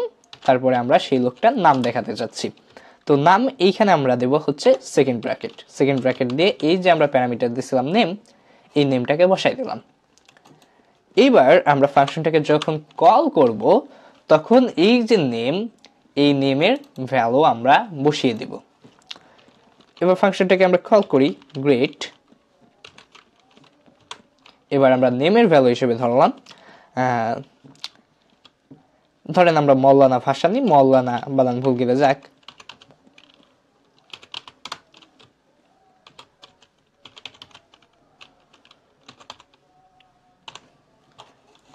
এবার আমরা প্রিন্ট করাই। ওকে, এখানে দেখতেই পাচ্ছেন আসসালামু আলাইকুম মৌলানা ভাসানী। তো এই হচ্ছে আপনার জিনিসটা, হচ্ছে এই জিনিসটাকে আমরা বলে থাকি হচ্ছে প্যারামিটার। এটা হচ্ছে আমরা ইনপুট দিয়েছি আমাদের গ্রেট নামক ফাংশনের মধ্যে। আপনাকে একটু ম্যাথমেটিক্সকালি বোঝাই, প্যারামিটার যে একটা দিতে পারবেন তা না। আমরা অ্যাড নামে আরেকটা ফাংশন ক্রিয়েট করি, সেই ফাংশনের মধ্যে আমরা দুইটা প্যারামিটার দেব, একটা হচ্ছে এ আরেকটা হচ্ছে বি। ওকে, এবং এর মধ্যে কাজ হবে হচ্ছে আপনার এই প্রিন্ট করানো a প্লাস বি। এবার আমরা a আর b এর মানটা বসাই দেবো জাস্ট যখন আমরা অ্যাডকে কল করব তখন ধরেন a এর মান দিলাম 4, b এর মান দিলাম 5। এবার যদি আমরা রান করি, ওকে, আমরা আমাদের যোগফল দেখতে পাচ্ছি 9 চলে আসছে। বাট এইখানে আপনাদেরকে একটা নতুন জিনিসের সাথে পরিচয় করাই দিই। সেই নতুন জিনিসটা হচ্ছে রিটার্ন। এইখানে আমরা প্রিন্ট a প্লাস বি না লিখে আমরা লিখব রিটার্ন a প্লাস বি। সেটার কারণ আমার ঠিক মুখস্থ নেই, আমি ডকুমেন্টেশন থেকে দেখে এসে বলতেছি বা আপনাদেরকে এই ডকুমেন্টেশনে নিয়ে যাচ্ছি, সমস্যা নেই। এইখানে আমরা লিখব রিটার্ন লিখে আমরা দেব a প্লাস বি। এই জিনিসটা হচ্ছে আপনার রিটার্ন। এই রিটার্ন কেন লিখলাম তার জন্য একটু গল্প করি আপনাদের সাথে। সেটা হচ্ছে ধরেন আপনি একটা রেস্টুরেন্টে গেলেন, সেই রেস্টুরেন্টে গেলে পারে আপনার সেই রেস্টুরেন্টে যে যদি আপনি ইনপুট দেন, ইনপুট রেস্টুরেন্টে আপনি কি দিতে পারেন? হ্যাঁ, অবশ্যই সেটা হবে টাকা। যে আপনি রেস্টুরেন্টে গেছেন, আপনি ইনপুট হিসেবে টাকা দিয়েছেন। সেই টাকা দিলে সেই রেস্টুরেন্টের লোকজন কি করবে? আপনাকে একটা জিনিস রিটার্ন দেবে। সেই রিটার্নটা কি? সেই রিটার্নটা হচ্ছে আপনার খাবার। আবার আপনি যদি একটু ব্লিন্ডারের মধ্যে কমলা লেবু আর দিয়ে দেন, কমলা লেবু আর বরফ দিয়ে ভালোভাবে একটু ঝাঁকিয়ে নেন ব্লিন্ডার দিয়ে, বা যেটাকে বলি গুলিয়ানো, এই জিনিসটা যদি মিক্স করে নেন ব্লিন্ডারে, তাহলে পরে আপনাকে ব্লিন্ডার রিটার্নে কি দেবে? এক ঠান্ডা ঠান্ডা লেবুর শরবত দেবে। এই জিনিসটা হচ্ছে আপনার রিটার্ন। এখন আমরা ফাংশন থেকেও রিটার্ন নেব, আমরা ফাংশন থেকেও প্রিন্ট নেব না, কারণ রিটার্ন ফাংশনের মধ্যে বেশি পাওয়ারফুল। জিনিসটা আমি একটু ডকুমেন্টেশনে যদি যাই তাহলে পরে আপনাদেরকে আরও ভালোভাবে ক্লিয়ার করে দিতে পারবো। এইখানে যে রিটার্ন আছে, তো আমরা রিটার্নে চলে যাই। ওকে, এখানে আমরা রিটার্ন কেন ইউজ করব সেটার দিকেও যাই। এখানে আমি রিটার্ন বোঝাচ্ছিলাম, এই যে আমি লিখে রাখছি কেন রিটার্ন। রিটার্ন ফাংশনের আউটপুটকে বাইরে ফিরিয়ে আনে যাতে তার সংরক্ষণ বা পুনরায় ব্যবহার করা যায়। প্রিন্ট শুধু স্ক্রিনে আউটপুট দেখায়, পরবর্তীতে প্রসেসিং এর জন্য তা ব্যবহৃত হয় না। এর মানেটা কি আসলে?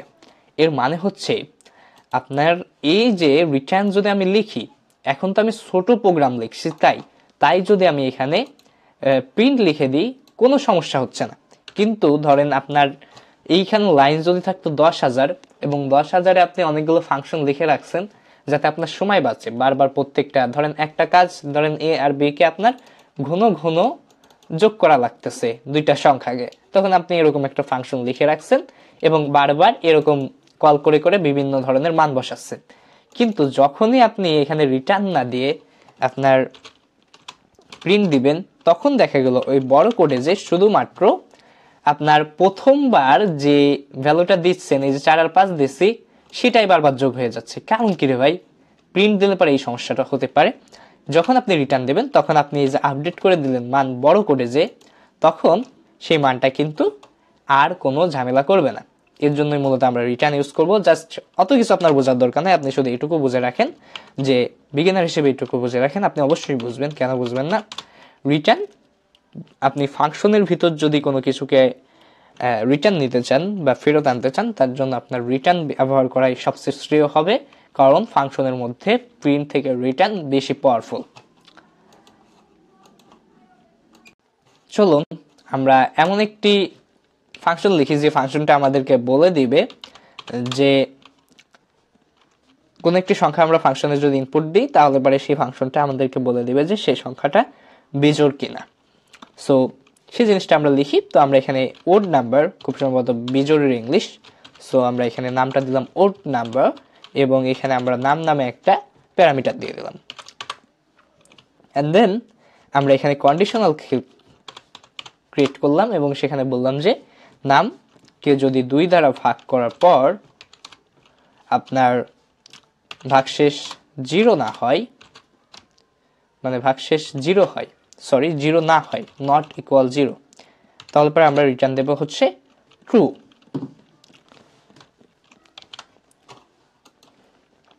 তাহলে রিটার্ন ট্রু। আর যদি অন্য কিছু হয় তাহলে আমরা এলস ইউজ করব। এলসে যে আমরা বলবো যে রিটার্ন ফলস, যে আমরা যে মিথ্যা বলছি সেটাকে আপনি ফলস ওকে, এবার আমরা জাস্ট আমাদের যে ওড নাম্বার সেটাকে কল করি। তো আমরা এখানে একটা ওড নাম্বারই দিই, মানে একটা 7 দিই, 7 বেজোর সংখ্যা, দেখি ট্রু আসে কিনা। ওকে, ওহ সরি, আমরা এখানে একটা ভুল করছি, আমরা এখানে রিটার্ন ব্যবহার করছি, বাট রিটার্নের যে ব্যবহারটা আপনাকে বলছিলাম সেটা আসলে আমরা ভ্যারিয়েবল কিংবা প্যারামিটার যোগ খেলার ক্ষেত্রে বলছিলাম, কিন্তু এখানে তো আমাদের লাগবে ভাই স্ট্রিং। যেহেতু আমাদের স্ট্রিং লাগবে সেখানে আমরা প্রিন্ট ব্যবহার করব। সো এখানে আমরা লিখলাম ট্রু। এখানে এ পর্যন্ত, এই পরের টু পর্যন্ত ওরা যাবে না, তাই এরর আসার কোনো ভয় নাই। এইখানে দেখেন ট্রু লেখা উঠছে, কোনো সমস্যা নেই। এবার আমরা একটা জোড় সংখ্যা দিয়ে দেখব, তার জন্য এটাকেও ফিক্স করে ফেলি।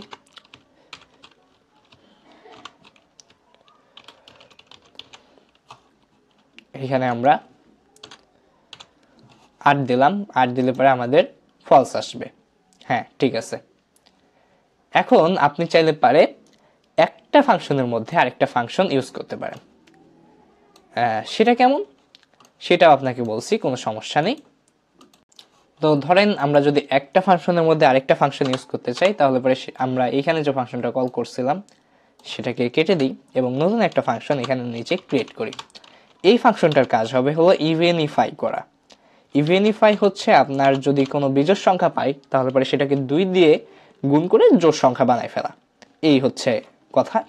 তো আমরা এখানে ইভেনিফাইয়ের মধ্যে আমরা এখানেও একটা নামে প্যারামিটার নিলাম, বাট এটা আমরা ধরেন এখানে থাকবে, সমস্যা নেই। এরপরে আমরা কি করব, জাস্ট এইটা চেক করব যে ইফ আমাদের যে ওড নাম নামে আমাদের যে ফাংশন উপরে ছিল সেই ওড নাম ফাংশনটাকে এখানে রাখবো। এই ওড নাম এর ভিতরে আমরা অবশ্যই নাম লিখছিলাম, এর মধ্যে যে নাম রয়েছে এইটা যদি ইকুয়াল হয় আপনার স্ট্রিং, আমরা এখানে স্ট্রিং ব্যবহার করছিলাম ট্রুর সাথে, তাহলে আমরা সেটাকে কি করব, 2 দিয়ে গুণ দেব। তো আমরা এখানে কি করব, এখানে রেজাল্ট নামে একটা ভ্যারিয়েবল ক্রিয়েট করি। রেজাল্ট কি হবে আপনার আমাদের যে নাম্বারটা থাকবে সেই নামকে আমরা 2 দিয়ে গুণ করে দেব। ওকে, 2 দিয়ে গুণ করে দিই। আর অন্যথায় আমরা কি করব সেটা হচ্ছে আপনার সরাসরি আমরা জিনিসটাকে রিটার্ন করে দেব, রিটার্ন নাম। ওকে, এবং এটাকে জাস্ট আমরা রেজাল্টকে ক্রিয়েট করব না, জাস্ট আমরা রেজাল্টকে এখানে রিটার্নও করে দেব, রিটার্ন রেজাল্ট। ওকে, তাহলে আমরা একটা ফাংশনের মধ্যে আরেকটা ফাংশন ইউজ করা হয়ে গেল। এবার যদি আমরা ইভেনিফাইয়ের মধ্যে একটা সংখ্যাকে দিই, ইভেনিফাই এর মধ্যে ধরে আমরা 3কে দিলাম, 3-এর রেজাল্ট দেখাবে 6। এখানে ট্রু আসলো, বাট কোনো একটা সমস্যা হয়তো করে ফেলছি আমরা। সেটা ওড নাম্বার যদি সত্য হয় বা ট্রু হয় তাহলে আমরা কি করব, এখানে কি ভুলটা করলাম একটু খেয়াল করি আমরা। আমরা যে ভুলটা করেছি সেটা কিন্তু একটা কমন ভুল, যেটা আমি আপনাদেরকে একটু আগে যে ভুলটা নিয়ে সতর্ক করছিলাম সেই ভুলটা, সেটা হচ্ছে রিটার্ন। এই প্রিন্ট কি করে, প্রিন্ট জাস্ট আপনার ডিসপ্লে বা মনিটরে শো করাতে পারে, কিন্তু সেটা বাইরে ফাংশন থেকে বাইরে নিয়ে আসতে পারে না। তো সেই ক্ষেত্রে আমরা কি করব, এইখানে রিটার্ন ভ্যালু দেব, রিটার্ন ট্রু, প্রথমে যেটা আমরা করতে চেয়েছিলাম ঠিক সেইটা, এবং এইখানে লিখে দেব আমরা রিটার্ন ফলস।